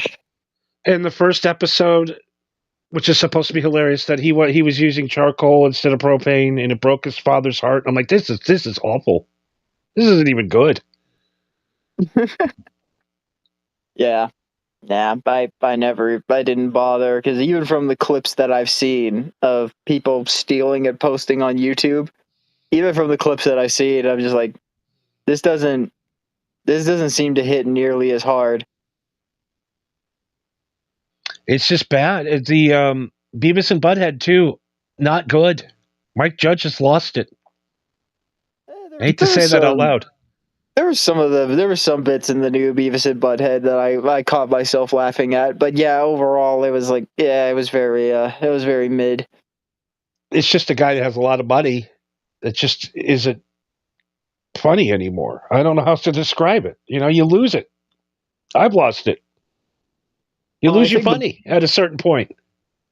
yeah, you eventually just hit a point where, well, I think he's also opened up his own animation studio is the thing, and that's why they've been making this stuff, is because they can actually do it on their own time. So I think that's the main reason. But I think it's also because you leaned in so heavily on like two shows that you have done that everybody at that time fucking loved, but then you wanted to revive them 30 years after they were popular, but then you wanted to make them modern so that they can reach to a newer audience that doesn't know or fucking care about the original show. Exactly. You know, So I've just not heard anything good or bad about it. But what about, I've seen 3 or 4 new episodes, and I was like, I'm tapping out. Don't like it. damn.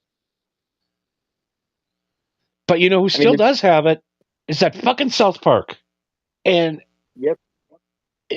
That fucking show last Wednesday, I don't even understand what 6-7 is. I think it's just a meme. It's just an internet joke. It's out of hand. Kids are 6-7 all the time now. They're 6 and 7s. 6-7. Putting their hands up and down. 6-7.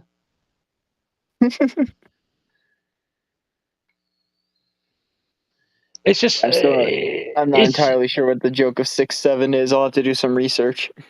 Yeah, every time they did that, every time somebody said 6 or 7, Cartman would throw up. They also got JD Vance playing like the little guy from Fantasy Island. Oh, awesome. And Trump has now impregnated Satan. Well, I mean, if not Saddam Hussein, then who else? And he's trying to stage an abortion for Satan, and Satan's going to keep the child. I mean, it just keeps going and going. 6-7, pause reality. Laugh. He doesn't know either. Nobody knows. But we're old. That's the point. It's one of those things where they got the old people. We're like, what does that mean? Yeah. I'm starting to feel that. Or I'm just hearing younger people, like teenagers or mid-20s. I'm hearing them talk about stuff, and I'm just like, I literally have no idea what you just said. Like, I know you spoke in perfect English, but the words you used mean nothing to me. Yeah, mid. You guys are just, I don't even know. Now you're just trying to make us look at you like you're stupid. You're just going to do 6-7. 6-7. Jesus Christ, man. The world's coming to an end. Kids apply. Yeah, South Park's still good. Family Guy's Family Guy. Simpsons is Simpsons, you know. But American Dad's American Dad. Like, yeah, it's those shows are just like, I don't know why they even bother making new episodes at this point, because there's over 20 seasons every episode. Exactly. You could literally just stop at all those shows now and play them on a continuous loop on its own channel 24/7, and no one would notice the difference. Yeah, and it's always on after football. You always end up catching it. Yep. So yeah, we are here tonight. We're too stoned. We're almost Indeed. there. I can feel the edibles kicking in, little by little, Excellent. but not quite there yet. Yeah, I can feel my eyes start to get squinty. We're at the 40-yard line, so we got 60 yards to go, but we're close. I'm tired, boss. Oh my god. Yeah, it just means multiple different. These kids, I don't know. You know, I guess when my mom was my age, she was going, these fucking kids. Yeah, I know.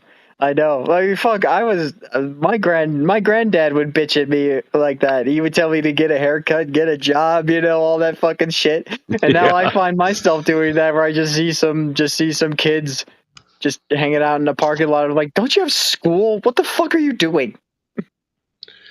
Yeah, it's like everybody's like, I ain't gonna get my goddamn food stamps. What am I gonna do? I don't know. Maybe pick up a shift at a local pizzeria or something. I don't know. I don't know. Like I said, you know what you can do? Real fucking easy money. Just find an old person and say, hey, I'll go get your groceries for you, $20. Real fucking easy. Go fucking mow someone's lawn or something. I don't know. I mean, we're fucked. There's real easy ways to make money. You just have to work at it and think about it for like 5 minutes. I know. I know it's hard for everybody to hear this. It's gonna be a hard thing for everybody to listen to right now. But with technology and AI, crime is over because now we don't even have to have people watching for crime. Now the computer's watching for it. Yeah. Crime's over. Crime's over. Yeah. Crime, literally, officially, today, does not pay unless you get the lube. yeah, you get the lube, or you make a deal, make a plea bargain. The 50 years of the government helping us out are over. It's over. It's done. You had your ride. You had your food stamps, your $8 a month rent. You had it for 50 years. It's over. You got it. You got to go. All right, that was fun. Now we gotta get back to it. I don't know what else to tell you. The government's never going to help you again, ever again. It's over. We're broke. Yeah, man. I really hate to say it because it's become a cliche at this point, but it really is starting to look a lot like fucking like 1984 or Soylent Green or fucking Idiocracy, like a dystopian fucking future. You know what I mean? It's starting to become that. And it's starting to become weird. The mental health of just each area of town changes by the amount of wealth you have. Like, there's nobody out in the suburbs out screaming and hollering on the front steps at 2 a.m, but there is in the ghetto. It's not because they're black. It's because being poor makes you crazy. Yeah, being poor fucking sucks. There's nothing to do with your skin color or who you are. If you're poor, you're going crazy. It drives you crazy. Yeah, it seriously drives you crazy. There's a song. Oh fuck, what is it? I remember the lyrics, but I don't remember the song it's from. But it was you never gave a fuck, just lived your selfish life. You never broke a law, but hungry you fucking might. Exactly. But yeah, dude, that's kind of what it is a lot of time. Like, sure, there are some assholes out there that are just like actual scumbags that rob people, murder people, and just because they find no other alternative and they get thrills out of it. Like, yeah, there are fucked up people out there, but there are people out there that rob the gas station because they have no other fucking options. No. Like, if I don't get on drugs. If I don't get this money tomorrow, then I'm gonna get evicted. I need fucking money. Yeah, I try to get jobs, but I don't have a social security card, or I don't have whatever. Yeah. You ever tried getting a copy of your fucking birth certificate? That shit fucking sucks. And it's like, can't I just give you my fucking license? That's not enough. It's 2025. I can't give you a fingerprint or a face scan. What the fuck? Let's go. Come on. I know. We still have to have these fucking pieces of paper with us. That's why people are fooling everybody, because we got this barbaric way of proving employment. Yeah, barbaric way of proving employment. And then it's like, oh, we have all the paperwork now. All right, now we need to integrate you into the system. Pardon me while I wait for Windows XP to load. I mean, I don't think people realize there's a lot of people have never experienced being poor. Nobody I remember when I was in college Mhm. and they turned my electricity off. They turned the water off. So I was just there in a dead apartment and so hungry. And I remember one day sitting in the Burger King parking lot on my hands and knees, searching for change under my front seat and feeling so happy that I had found 4 quarters and could afford to eat that 1.89 cheeseburger that day and go home and just sit in silence and darkness. That you could eat. You could eat for one more day. That fucking 89-cent cheeseburger was the greatest cheeseburger I've ever had. You know, you've never Yes. experienced being that poor. A lot of people have never experienced being that poor and what it does to your mental health. Yeah, it really does fuck with you after a while, for sure. I've never been like I can't say that I've been that fucking broke or that poor where I'm like close. I was like close to getting evicted or something like that. But I have been at points where like I've mentioned to you before, where like, I'm a little short this month. Well, I guess I'll go donate some plasma. I mean, it kind of sucks, but $40, you know. Like there's just been some times where I kind of needed to make ends meet, and shit got real tight. And yeah, there were sometimes I kind of starved for a few days, and I was going a little crazy. Oh, God, that when you have Just no staring. food. Yeah, just staring at the empty fridge, and then I go back and I play some video games. And I'm like, maybe if I go back into the fridge, maybe there was something I missed. Nope, still empty. Okay. Oh, that stomach pain. Mm-hmm. Pause Reality says it's the plan to divide the populace. The government's it's almost complete. It really is. It really, yeah, truly. You're going to need a ballroom to celebrate all of the poor people dead. That's what's going to happen. Is that Trump is going to he's going to have a big red button on the podium. He pushes it, and then Los Angeles, Chicago, New York City, maybe not New York City, but Houston, Texas. You know, like all of these giant populated cities. He's just gonna hit the fucking button. All of these giant cities are gonna go up in a mushroom cloud. Is like, and now we dance. We dance. These We balls got are made for bouncing to the left and to the right. It's my belief that my big balls should be held every night. Oh my God, it's crazy, right? I mean, are we crazy or is it true? I mean, are we crazy or is everybody else crazy? I know. It's like you think that sometimes too. It's like, am I the crazy one here? Because everything I see is weird.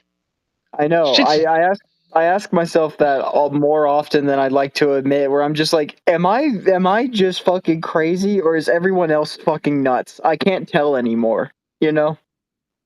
can you find one human being that likes their job right now? Fuck. Wow. Well, I mean, It is tough out there. I mean, nobody likes. I think there's a very few people that actually like their job. But again, like my granddad, even though he was very critical of my lifestyle and my music choice, he did impart some pearls of wisdom, which was, it's a job. If you were meant to have fun there, they wouldn't be paying you. Yeah, it's true.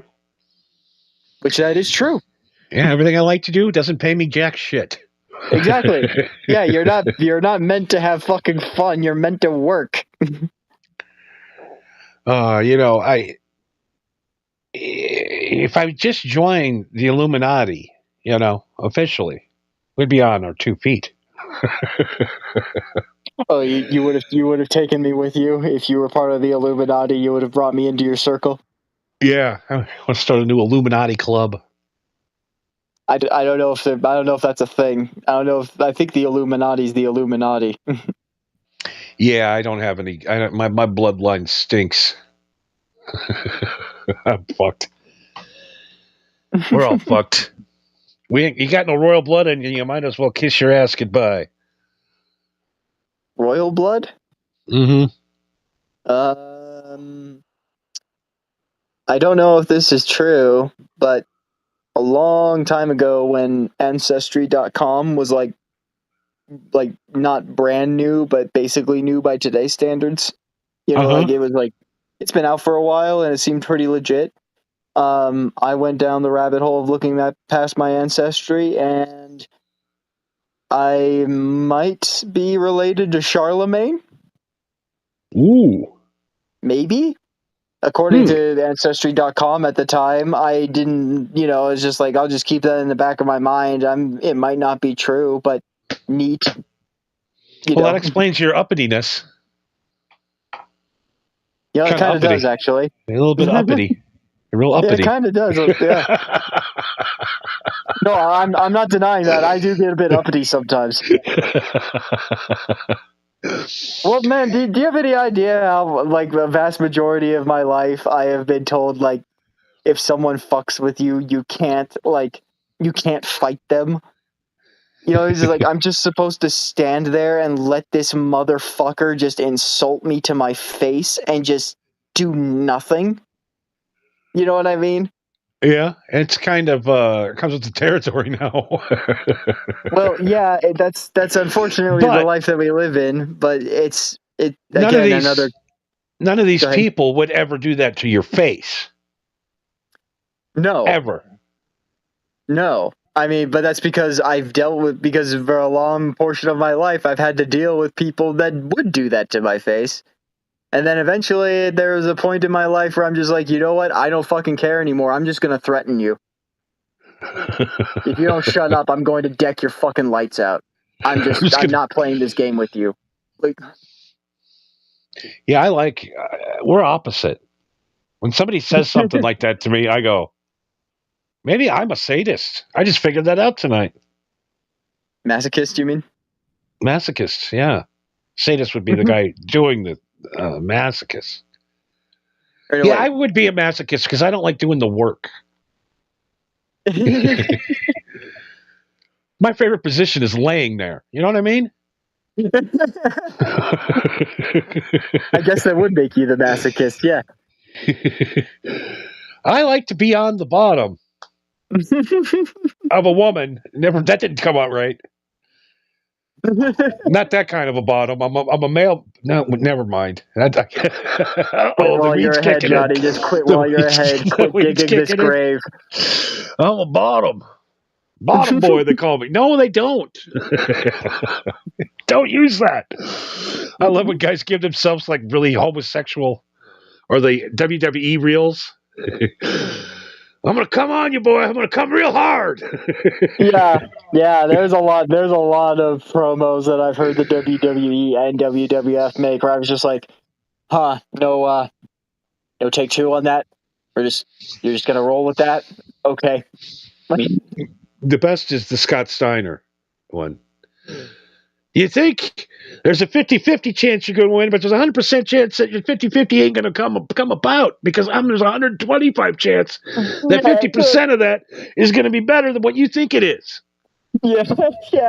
I saw a meme somebody made of that where they took that, and when he went on that tangent about 50-50, 100%, they then played that scene from The Hangover when he was counting cards. And all that like math bullshit was going around. Oh God! Oh, that is the best. Dude, like, I am not a wrestling fan at all. Like, I like to the OG wrestling days. Like, that shit was fucking wild. I'm not a wrestling fan at all.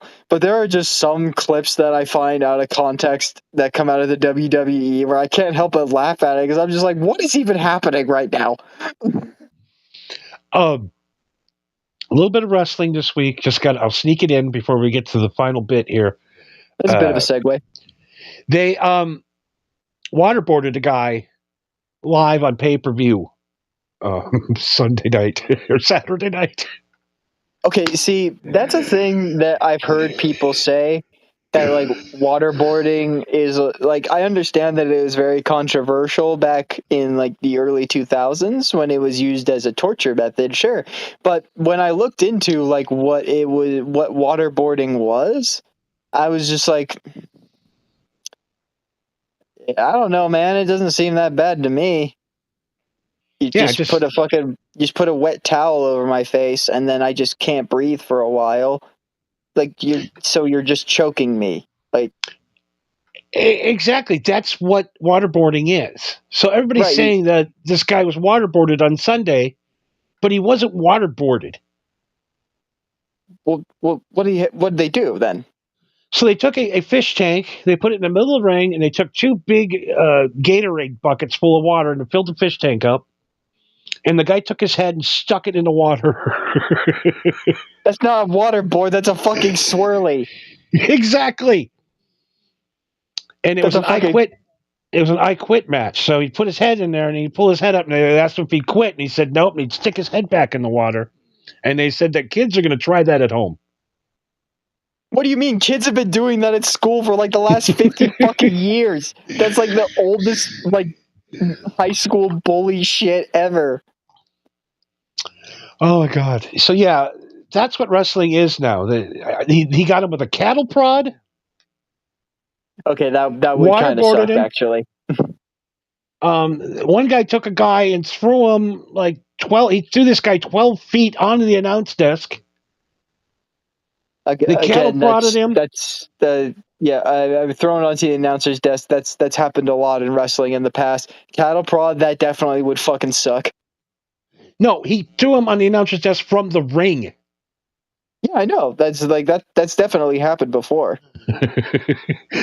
And this little guy, Darby Allin, they beat the living crap out of that guy and waterboarded him. Not waterboarded him, swirled him the whole thing, and he still came out victorious.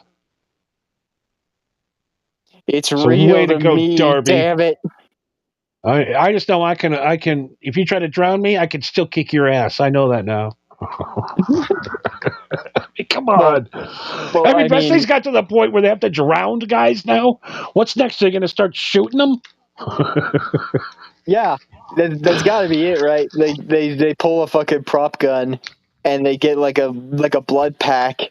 And they just like, oh, he's about to lose. He's got to pull the finishing move, and then he just pulls out his like, is that a Glock? Boom.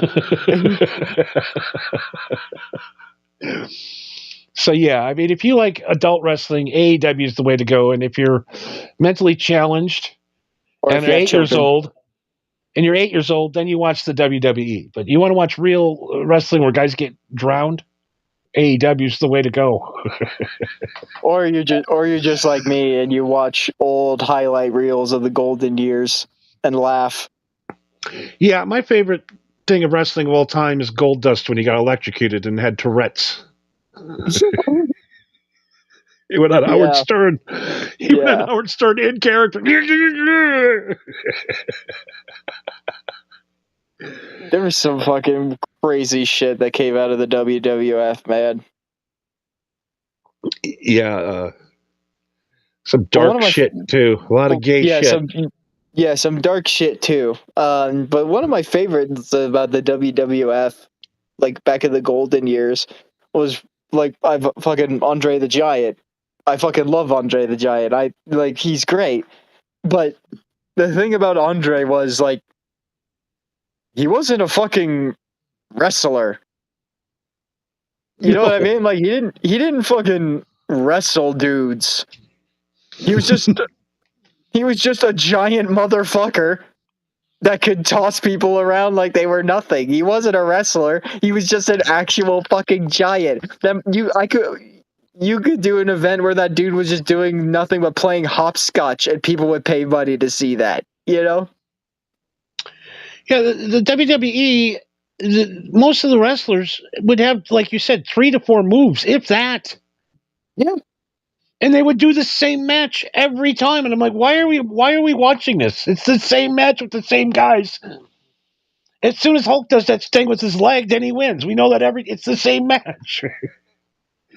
Yeah, but then there was the slam heard around the world at WrestleMania 3, was it? Yeah, when he slammed Andre the Giant, Yeah, unslammable. the unslammable Andre the Giant. But that stadium was fucking packed. It was fucking packed. 83,000 people. Yeah, 83,000 people showed up live just to see that. Look at Mr. T. Fucking Mr. T. Oh god, yeah. In wrestling now, these guys are. There's 18 finishing moves, and they're still going. It's like he dropped him on his head now 8 times. He's not dead. How did you not snap his neck on accident? Pro wrestling now, compared to what it is before, I compare it to like Evel Knievel. Yeah. Like he'd pack a whole stadium full of people to watch him jump 8 cars on a Harley Davidson. Just one jump.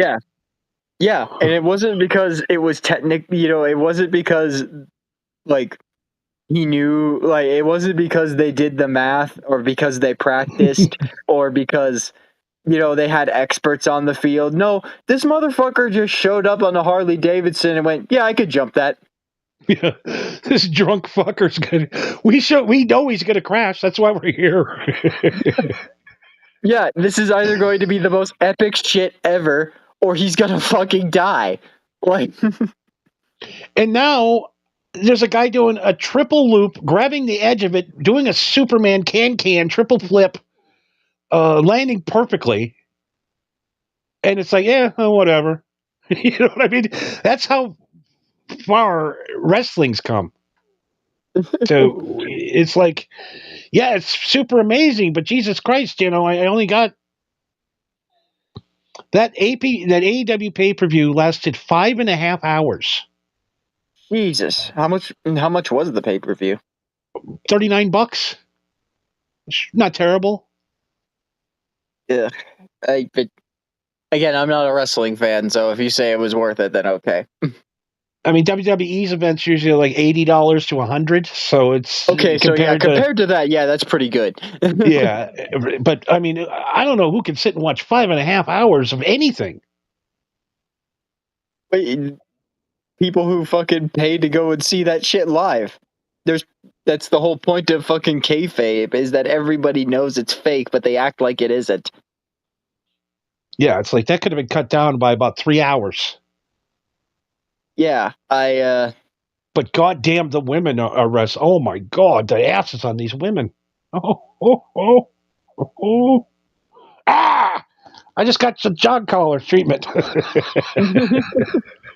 Yes, that would literally be right there. It's got some juicy ass. Ah! I wonder if there's a shock collar that I can get where I can hit the button and it would get received like all the way over here. I know that there's a thing where you can get like a bracelet that you can wear that if someone hits the button on the app, then the bracelet vibrates so that you can like get their attention, or like if you want to talk to them or something. So I'm wondering if there's one where it's like that, but it just gives you like just like the slightest little shock, like not enough to like severely fucking harm you, but just enough to go like, fuck, Yeah, I got it. Yeah, I really want. But yeah, I mean, women are really good at wrestling now. I didn't realize that. Yeah, I've seen some pretty insane clips where they're like doing like corkscrew front flips to nail the pin and shit. Like, yeah, it's like Jesus, but wrestling fans don't like women's wrestling, and I'm like, I like the women's stuff better because I'm a creep, I guess. Yeah. Watching half-naked women beat the shit out of each other, pretend or not, is erotic to me. Watching 2 men in their underwear beat each other up, I'm really not into that,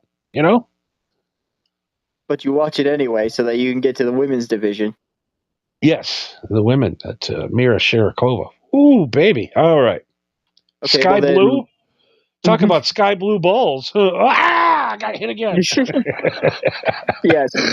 Well, then, why do you like that over watching the women's division in the UFC? I actually do like the women's division in UFC way better. I don't like watching Okay. UFC guys fighting. That is just, especially when they're like, hugging each other. I'm not I'd rather watch wrestling than UFC. I'll be honest. Where you'd rather watch wrestling where there's a lot more hugging. Yeah, a lot more, a lot more underwear and. Yeah, a lot more posing, a lot more talking, and you do realize that wrestling is just soap opera for dudes, right? Well, 1,000%. AEW to me is like watching Jackass every week because they just do the most Jackass type shit I've ever seen. Lighting people on fire, electrocuting them. Once they put plastic bags over people's heads and choking them out. Yeah, I've seen some shit come out of AEW that is very reminiscent of that golden era of wrestling. Like, I forget which wrestling company it was before. Maybe it was AEW. I don't remember. But that's like where like you get people like fucking Mankind, where they're just like, yeah, just beat me over the head with a 2x4 wrapped in barbed wire. I don't give a shit. Yeah. No, yeah, go ahead and beat me up. I don't feel it. You fucking God bless that dude. He took some fucking beatings. Pause says you can use a remote control torch that they have Wi-Fi linked for women that you control through the internet. Wow. Shark Tank idea. 89? Remote control panties so you can get your wife off when you're on the road? That's already a thing. Oh, okay. Well, scratch that idea. Yeah, dude, there's literally videos of that. Well, I got all excited. We came up on something. One day we're going to become millionaires. Well, the bad news is, Johnny, that technology already exists. The good news is the technology already exists. Oh, women. Can't get enough of them? Can't live with them, can't live without them. I mean, I just literally had another breakup, so, it's just, I don't know. What's the point? What's the point anymore? It's just not, it's not the same. It's just, like, people wanted to go out and just hook up and have fun, Mm-hmm. No ulterior motives. No, now it's looking for somebody to pay your electric bill. It's just these women with these sob stories. I'm like, we haven't even went out on one date yet, and you want me to pay off your car note? What? Yeah. It's and if a chick ever tells you, "Hey, go over to WhatsApp and we'll talk," no, it's a scam. Stop, dudes. Stop it. yeah. Have you ever gotten? Well, I mean, you're on Twitter, of course. This has happened to you. You ever get messages from the fucking obvious bots? Oh yes. Yeah, I love reading those. They're so fucking funny. But the thing that I love about it though is that like it takes like literally the most minimal effort to find that it's a bot. Like if the message that they send you alone isn't proof enough, you're like, okay, well let's go check out your profile. You have zero followers and you're following 20,000 people and you have no posts. And your tagline is at JP07-44WK- yeah, I'm pretty sure you're a bot. Yeah, we're starting to get the bots are being removed from Rumble. I mean, good for Rumble, but bad for us.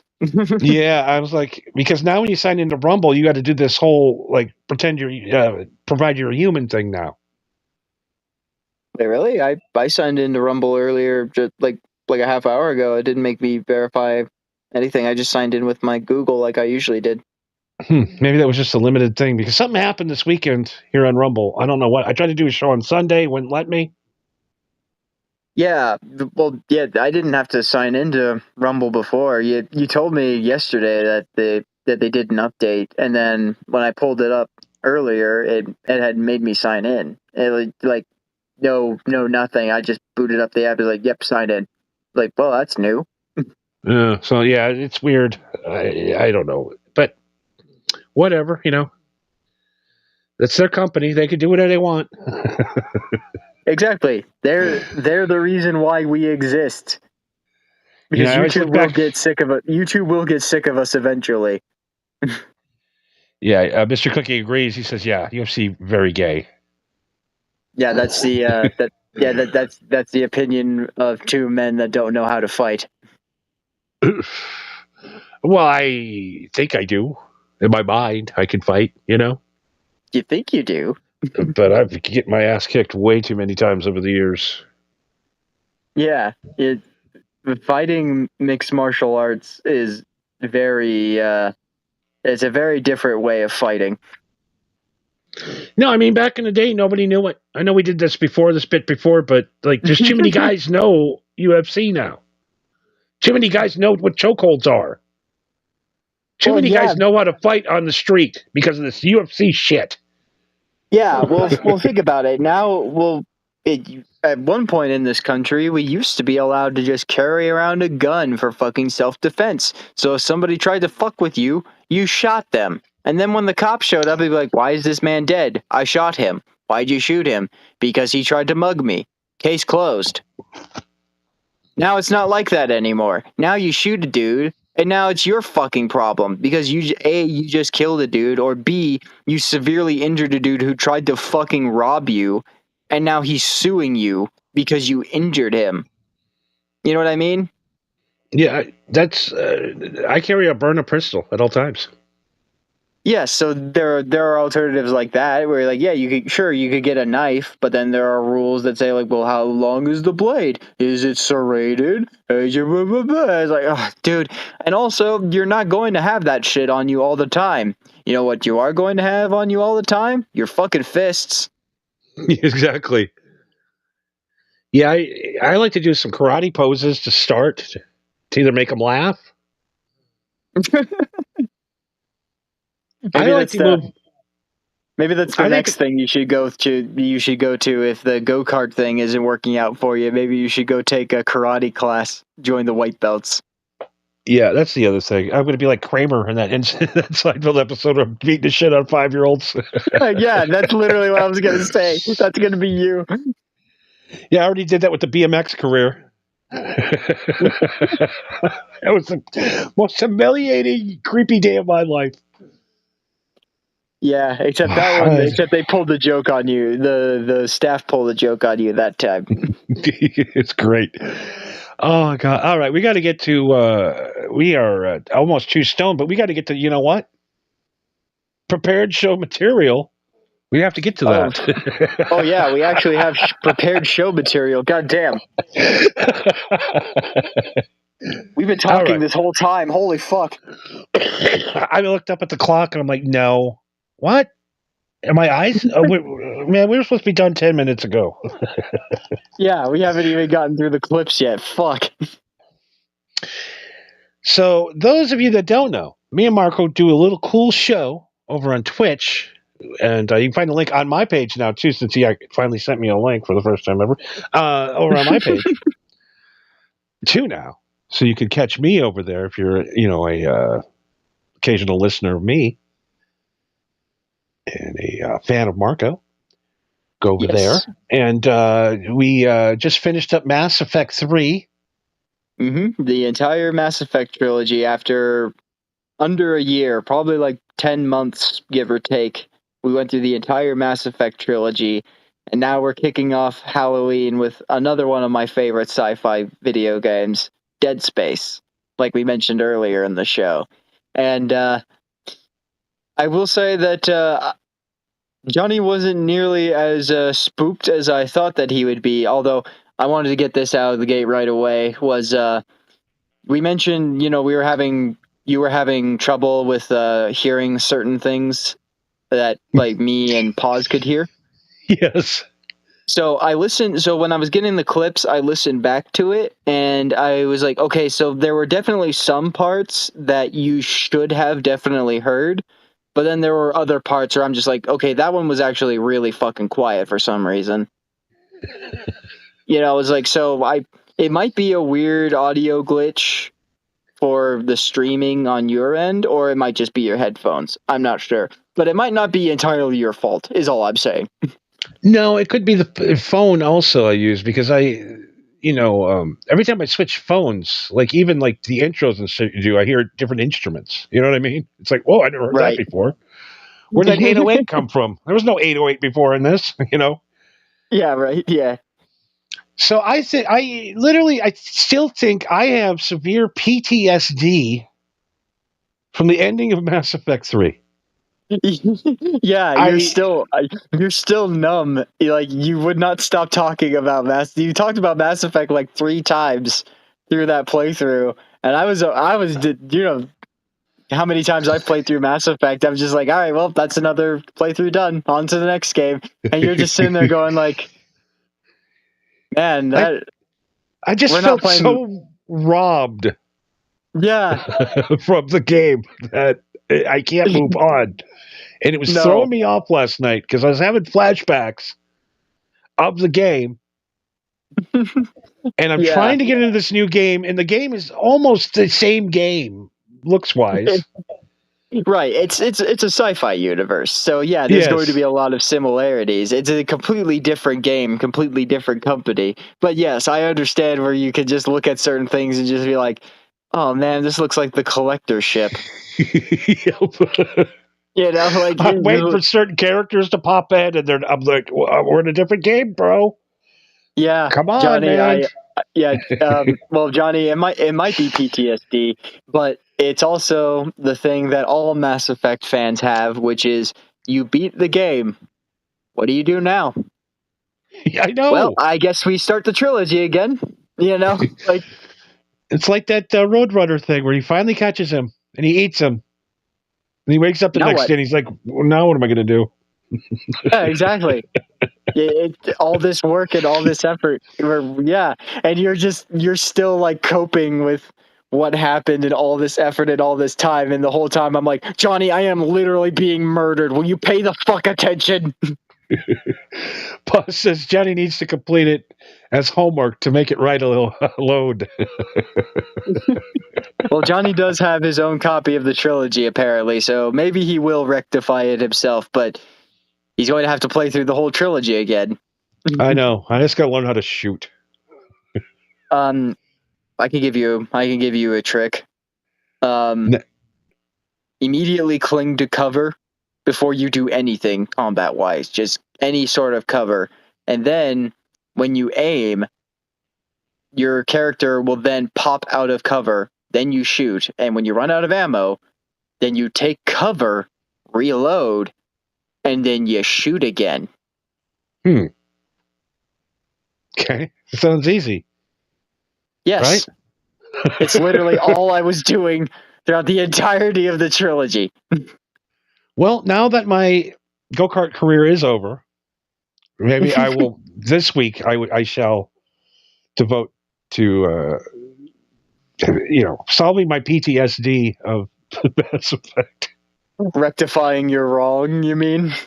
Oh, God. That is fucking funny. Is that like the ending of that was like, yeah, I was fucking pissed about that. I didn't think it would be affecting you this hard. It's just like I gave a kid up for abortion or something. It's just like it's haunting me. It really does feel like that. So last night I went in with some PTSD and we started off the new Halloween thriller game. dead space. Dead space. Thank you. Because the solution to coping with trauma is more trauma, obviously. Yeah. So here's Johnny, full PTSD, full CTE. Not the right marijuana combination last night. Let's see how it went. PTSD and CTE, thoughts man, and that's opinions on this fucked. so far, Johnny, for an intro? Yeah, it's all right. I just, like I said, I'm trying to disassociate. Right. Yeah, I know. It's easy. It's just easy played for the you to clip think of, like, earlier. oh yeah, Jesus, we're fighting the Reapers dummy. right now. It's like, no, this is something completely different. There's a reason for How this, about hang on. this? This universe is what happened when Johnny Shepard picked the refusal ending. This is what happens. How about that? There we go. Fucking asshole. Oh, God. And? Okay, you think the infector's dead?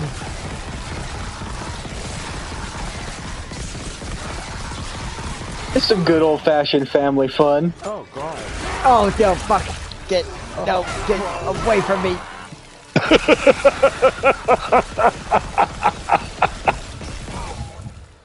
You took a chunk out of me, it's fine. A one-winged angel there. Yeah. Holy shit. God, these streams make me sound like a fucking drunken old uncle. Well, again, like I said, I don't think I optimized the settings well enough, like the mix of our audio and the game's audio when we were streaming. I think I need to tweak it next time. Tweak it. What else happened last night? Let's see here. Jesus. Yes.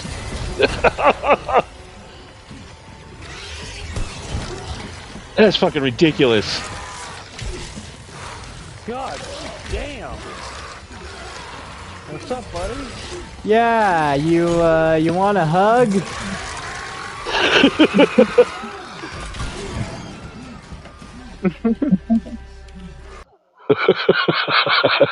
Fucking game is creepy as fuck. Yeah, dude, that was chapter, like, that shit happened in chapter 2, by the way. That's chapter 2. Fucking Edward fucking Scissorhands coming after you. Yeah. There! The blue light! It might slow us down! Guys, jump the blast shield. Everyone brace yourself. So if you're wondering how we got into this shit show,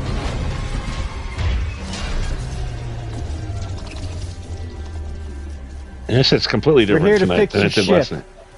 We fucked our ship. I'll live. Hey, Johnston. Alright? It's my ankle. Goddamn air traffic controllers. All right, maybe it wasn't as bad as I thought it was last night. no, I actually managed to salvage some clips out of that, so it wasn't a totally wasted effort. Yeah, every time I think I suck, it's not bad, and every time I think I'm fucking hit it out of the park, it's the worst thing I've ever done. So, who knows anymore? I'm losing my mind. The one clip of the infector turning that thing into a necromorph, and I love how it falls on top of us, and you go, "Oh my god!" in like pure horror, and then your next response is, "Sup, bro?"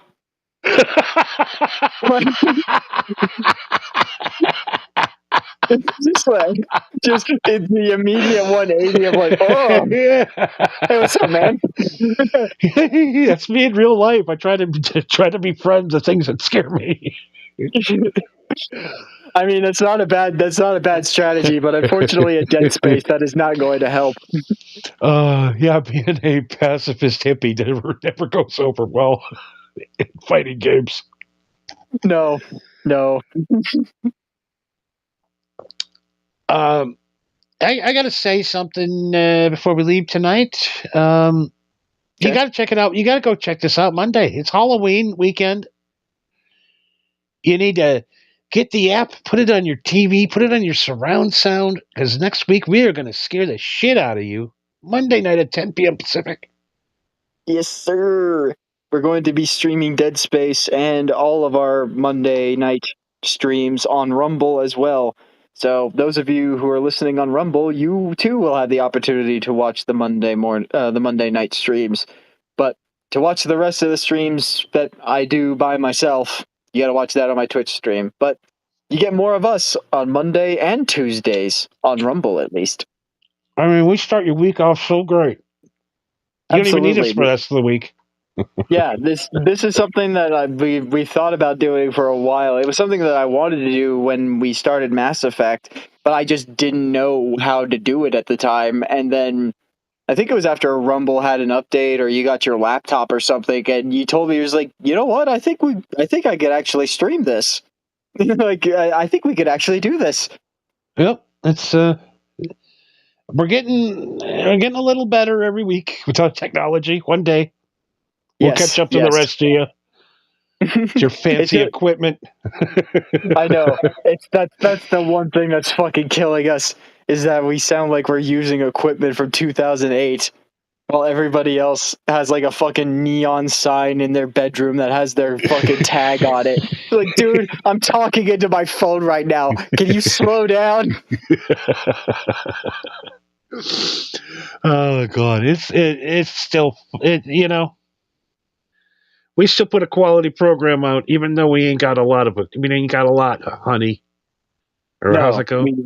We're not working with a lot, but we're doing the best we can, and we do it for fucking free. So what are you bitching about?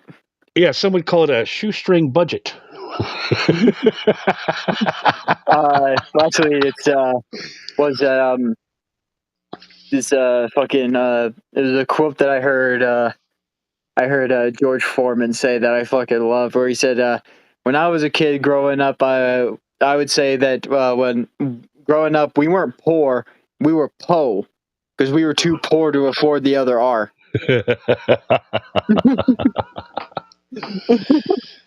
Well, you know, with the economy the way it is, people are hurting right now bad. So, Yeah. you know.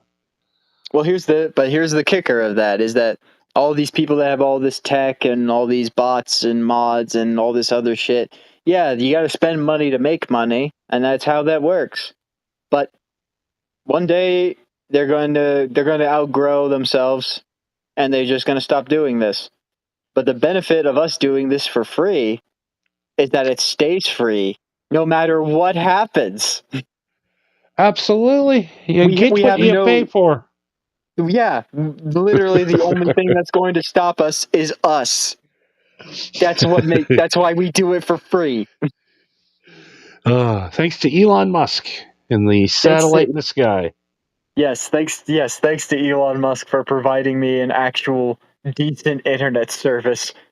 I never thought I would thank Elon for anything, but I will have to thank him for that at least. Elon, today, before we leave, I guess, I'm going to give him props. I don't want to get political, but he has designed a tunnel from New York to London that says you can get there in about 18 minutes. So yeah, he basically designed a underwater bullet train tunnel, essentially. Yeah. Yep. And they're thinking about letting him do it. Why the fuck not? He's got that new tunnel digger. He wants to drill tunnels everywhere. Why the hell not? How can anybody be mad at Elon? He's literally like, I heard. I've heard this from somewhere. I don't remember what it is, but he's just like, it was when Elon shot that fucking that car into space, and everybody was pissing themselves about it. He was like, how could they just let him do that? He's like, dude, he's literally fucking Jimmy Neutron. You know what I mean? Like, he's literally a fucking he's literally doing what every single one of us would have done if we had that kind of fuck you money and all of this power. He's like, yeah, I can make rockets now. What am I gonna do with it to test it? And you know what Shoot it's my done? fucking car. It's made Just him send it- richer. Yeah. He's like, just shoot my fucking car. Let's just see. Either it works or my car explodes. Either way, win-win. You know? I don't know. I mean, making life way better for everybody, and we hate the guy. And honestly, political wise, I think he literally thought he was going to go in there and fix the government once and for all. Yeah. Like he was like Trump was going to make him the new vice president or some shit. Then he comes out with a black eye and says, "No, I'm done with this." Yeah. Turns out being the president's bitch isn't so fun. It's like, oh, there's a reason why none of this gets fucking cut, because a bunch of rich people get this money for free every year. And if we cut it, all hell's going to break loose. Oh, I guess I quit. Yeah. He kind of bit off more than he could chew, I think. For end up like the pillow guy with a warehouse full of moldy pillows. Moldy pillows and your borderline televangelist channel. Oh, God. Maybe next week I'll get into my friend that I saw him today online.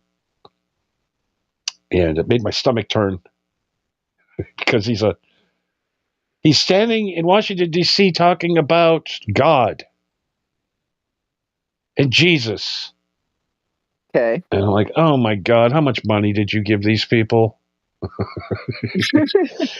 All of a sudden, he became born again this week. And I'm like, oh no, I lost another friend. He's born again. Oh, Jesus. Well, is he born again or is he quote unquote born again? I don't know. He's hanging out with these other dudes, and I don't know what's going on. Starting a new Jesus channel. What It's I'm asking is it a scam? Probably. that's I usually hope it is. Yeah, that's usually a lot of the times where it's either people who do that shit is like, yeah, they're either incredibly confused or they see opportunity and they want in, you know? Yeah, well, he's a guy that I know that his family's got money. He's got money, and he's just really incorrigible. You know what I mean? He might be part autistic. So, like, you bring him into a group and welcome him. He'll give you everything he has, kind of guy. And I'm like, these guys are literally bleeding him dry. Well, yeah, he obviously has no concept of money. No, and I'm just like, they should go to jail for what they're doing. What, freaking? If I could go back in time and relive my life, I would be a minister. But that would mean that, well, no, that's not true. You would have to do it in secret. I was going to say you'd have to be sober, but no, you just have to be a lot more secretive about it. No, I'd be completely sober. I'd be rich. Tax-free money every year. Oh yeah. I mean, come on. You get to bang every guy's wife in the congregation. Yeah. Where was that on career day? Where was that on Indeed? Oh God. All right. Well, I'm going to let you go because I've kept you long enough. I think we're too stoned, and we're starting to get into subjects that could take us another 2 hours. Yeah, we're starting to do another show here. And for Halloween this year, I am going to do the scariest thing possible. Pay your taxes? Nope, I'm going to go on for 8 straight hours. Oh, Jesus. 8 straight hours. No script, unscripted. Well, I'm going to do the worst show in podcast history Friday night. It's going to be so bad. It's going to be scary on Halloween. Well, if you plan on doing a show for 8 hours, I could probably send you some material that you could probably fall back on if you're like, need some sort of stimulus or some spooky material to fall back on. You know what I mean? Nope. Going old school, bro. Just me. Nothing All right. else. No music. All right. No pictures. Just me in a dark room. No, I'm kidding. Definitely 10% over. Okay. I was gonna say, like, all right, if you say so. Just throwing that out there. And everybody knows this network, how this network works. If me and Marco said we're going to do an hour, we do 2.5. Yeah. If I tell you I'm going to do 8 hours, I'm going to do a quick 20-minute show and go out to a party. All right.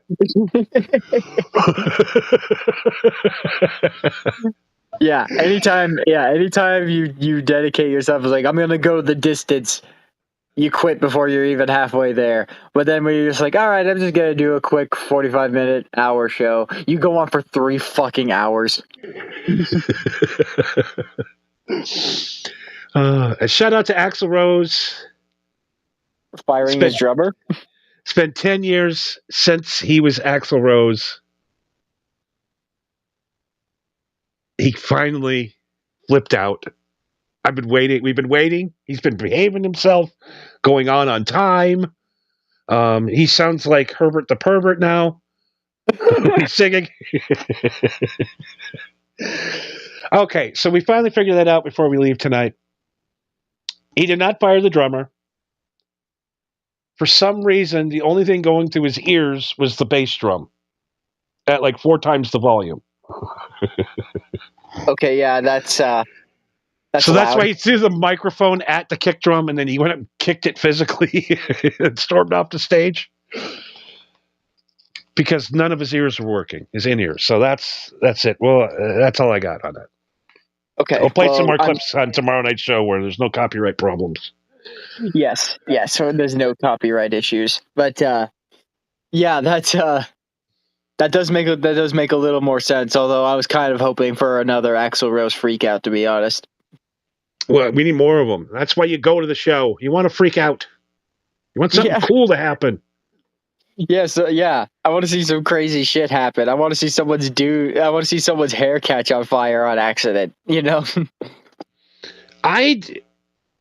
These fucking in-ear monitors. Yuck. Well, it's the best way to.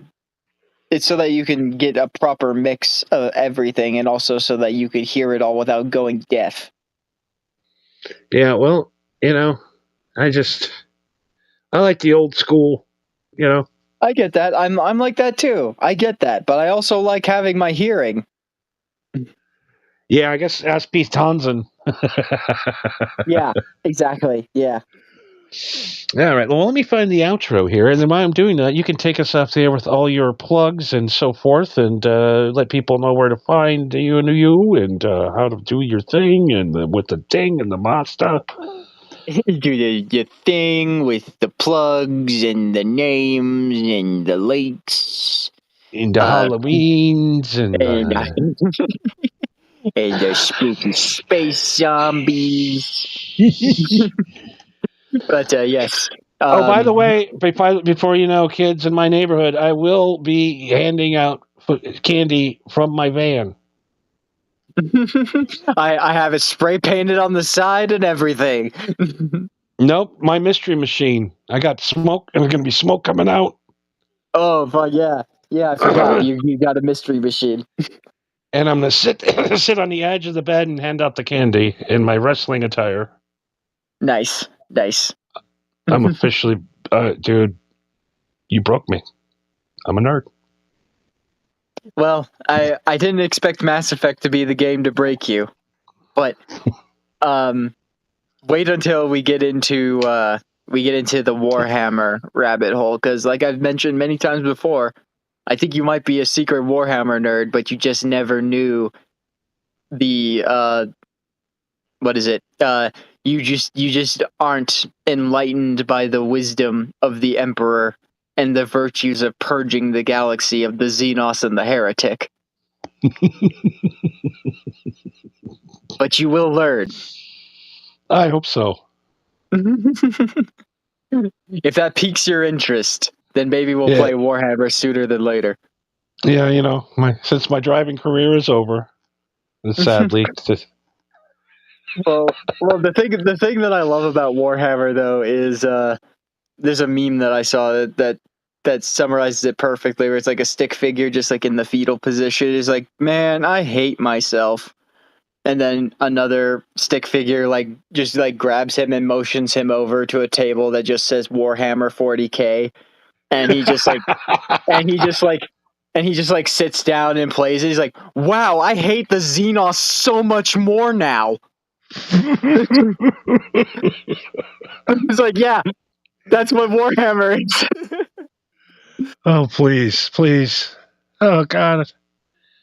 I'll start getting lumpy. You start to smell worse. You'll gain 50 pounds. You'll start reciting the Codex Astartes like it's the Bible. It'll happen. Oh, I'm gonna have like back boobs.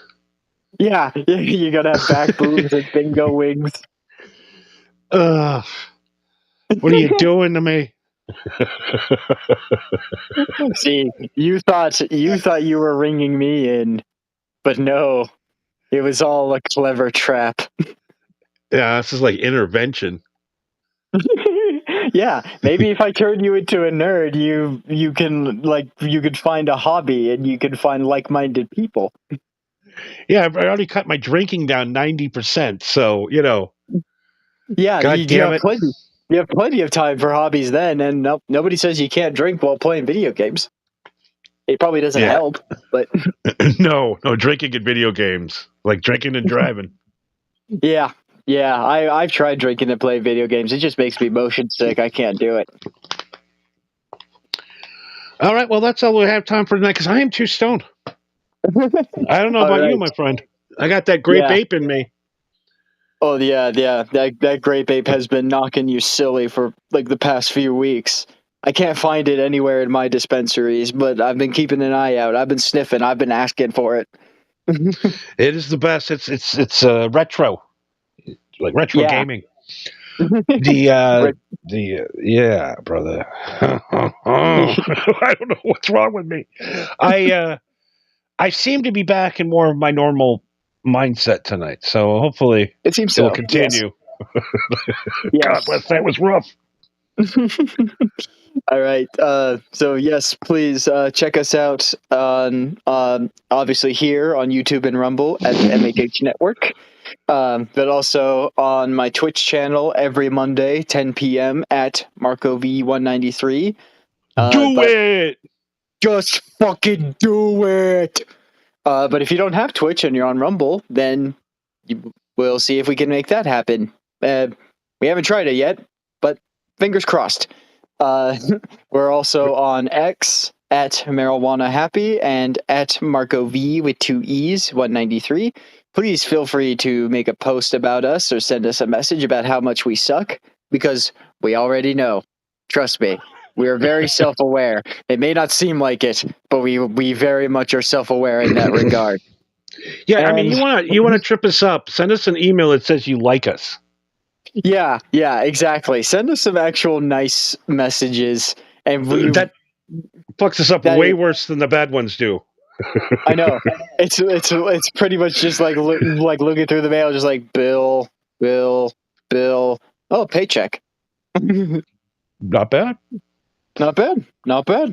And finally, last but not least, MHH, Johnny's Picks on Spotify and YouTube Music, a playlist that is almost 2 full days worth of music that Johnny has played throughout the entirety of the MHH network, on Rumble, on Blog Talk Radio, on every single podcast platform that has ever existed throughout the past 14, 15, 16 years or so. And even if you don't know what the fuck I'm talking about, which I bet you don't, just check up the playlist anyway. Like I said, it's almost 2 days worth of fucking music. There's got to be something in there that you love, something you hate, or something you didn't even know existed. It's full of a bunch of cool shit. Check it out, like it, share it. And thank you once again for another A rare glorious dime Tuesday hidden night. For decades sells for over $500,000. An extraordinary rare dime whose I think it whereabouts had I remained hit a it, right? mystery since the Is it late working? it's going. 1970s has Yeah, it's just going. sold for just Not on over my end, but- $500,000. Who needs I'll take dimes your when word you for got it. Fucking, you got that sticky icky icky. All right, thank you, brother. Thank We'll you. be back next Tuesday, same bad time, same bad channel. Subscribe to That's All Funny. Subscribe to That's So Funny. Sticky icky. I have nothing on my end. It's just dead silence. Sticky icky. Man, that is weird. Fucking Rumble Studio. Are you sure there isn't a setting that you gotta change on the window or something? No, it does it all the time. No. It's kind of like working blind. You need, right? It's amazing. You need, If you knew what I went through on this end, you go, oh my god, you're a fucking Abraham genius. Lincoln Kush, dog. You need to smoke Well, maybe the when I get my fucking- computer the and I Gettysburg install that with Address Rumble and shit, Studio, you know I'll what I'm take a saying? crack at it. You need that shit Yeah. that frees the Good luck. slaves, motherfucker. Underground Railroad It might shit. 90% of its user, I think. Maybe.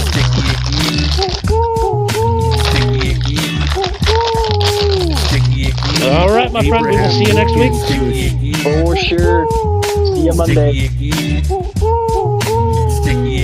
See you, Pause. See you, Cookie. Thank you, Pause. Thank you, Cookie.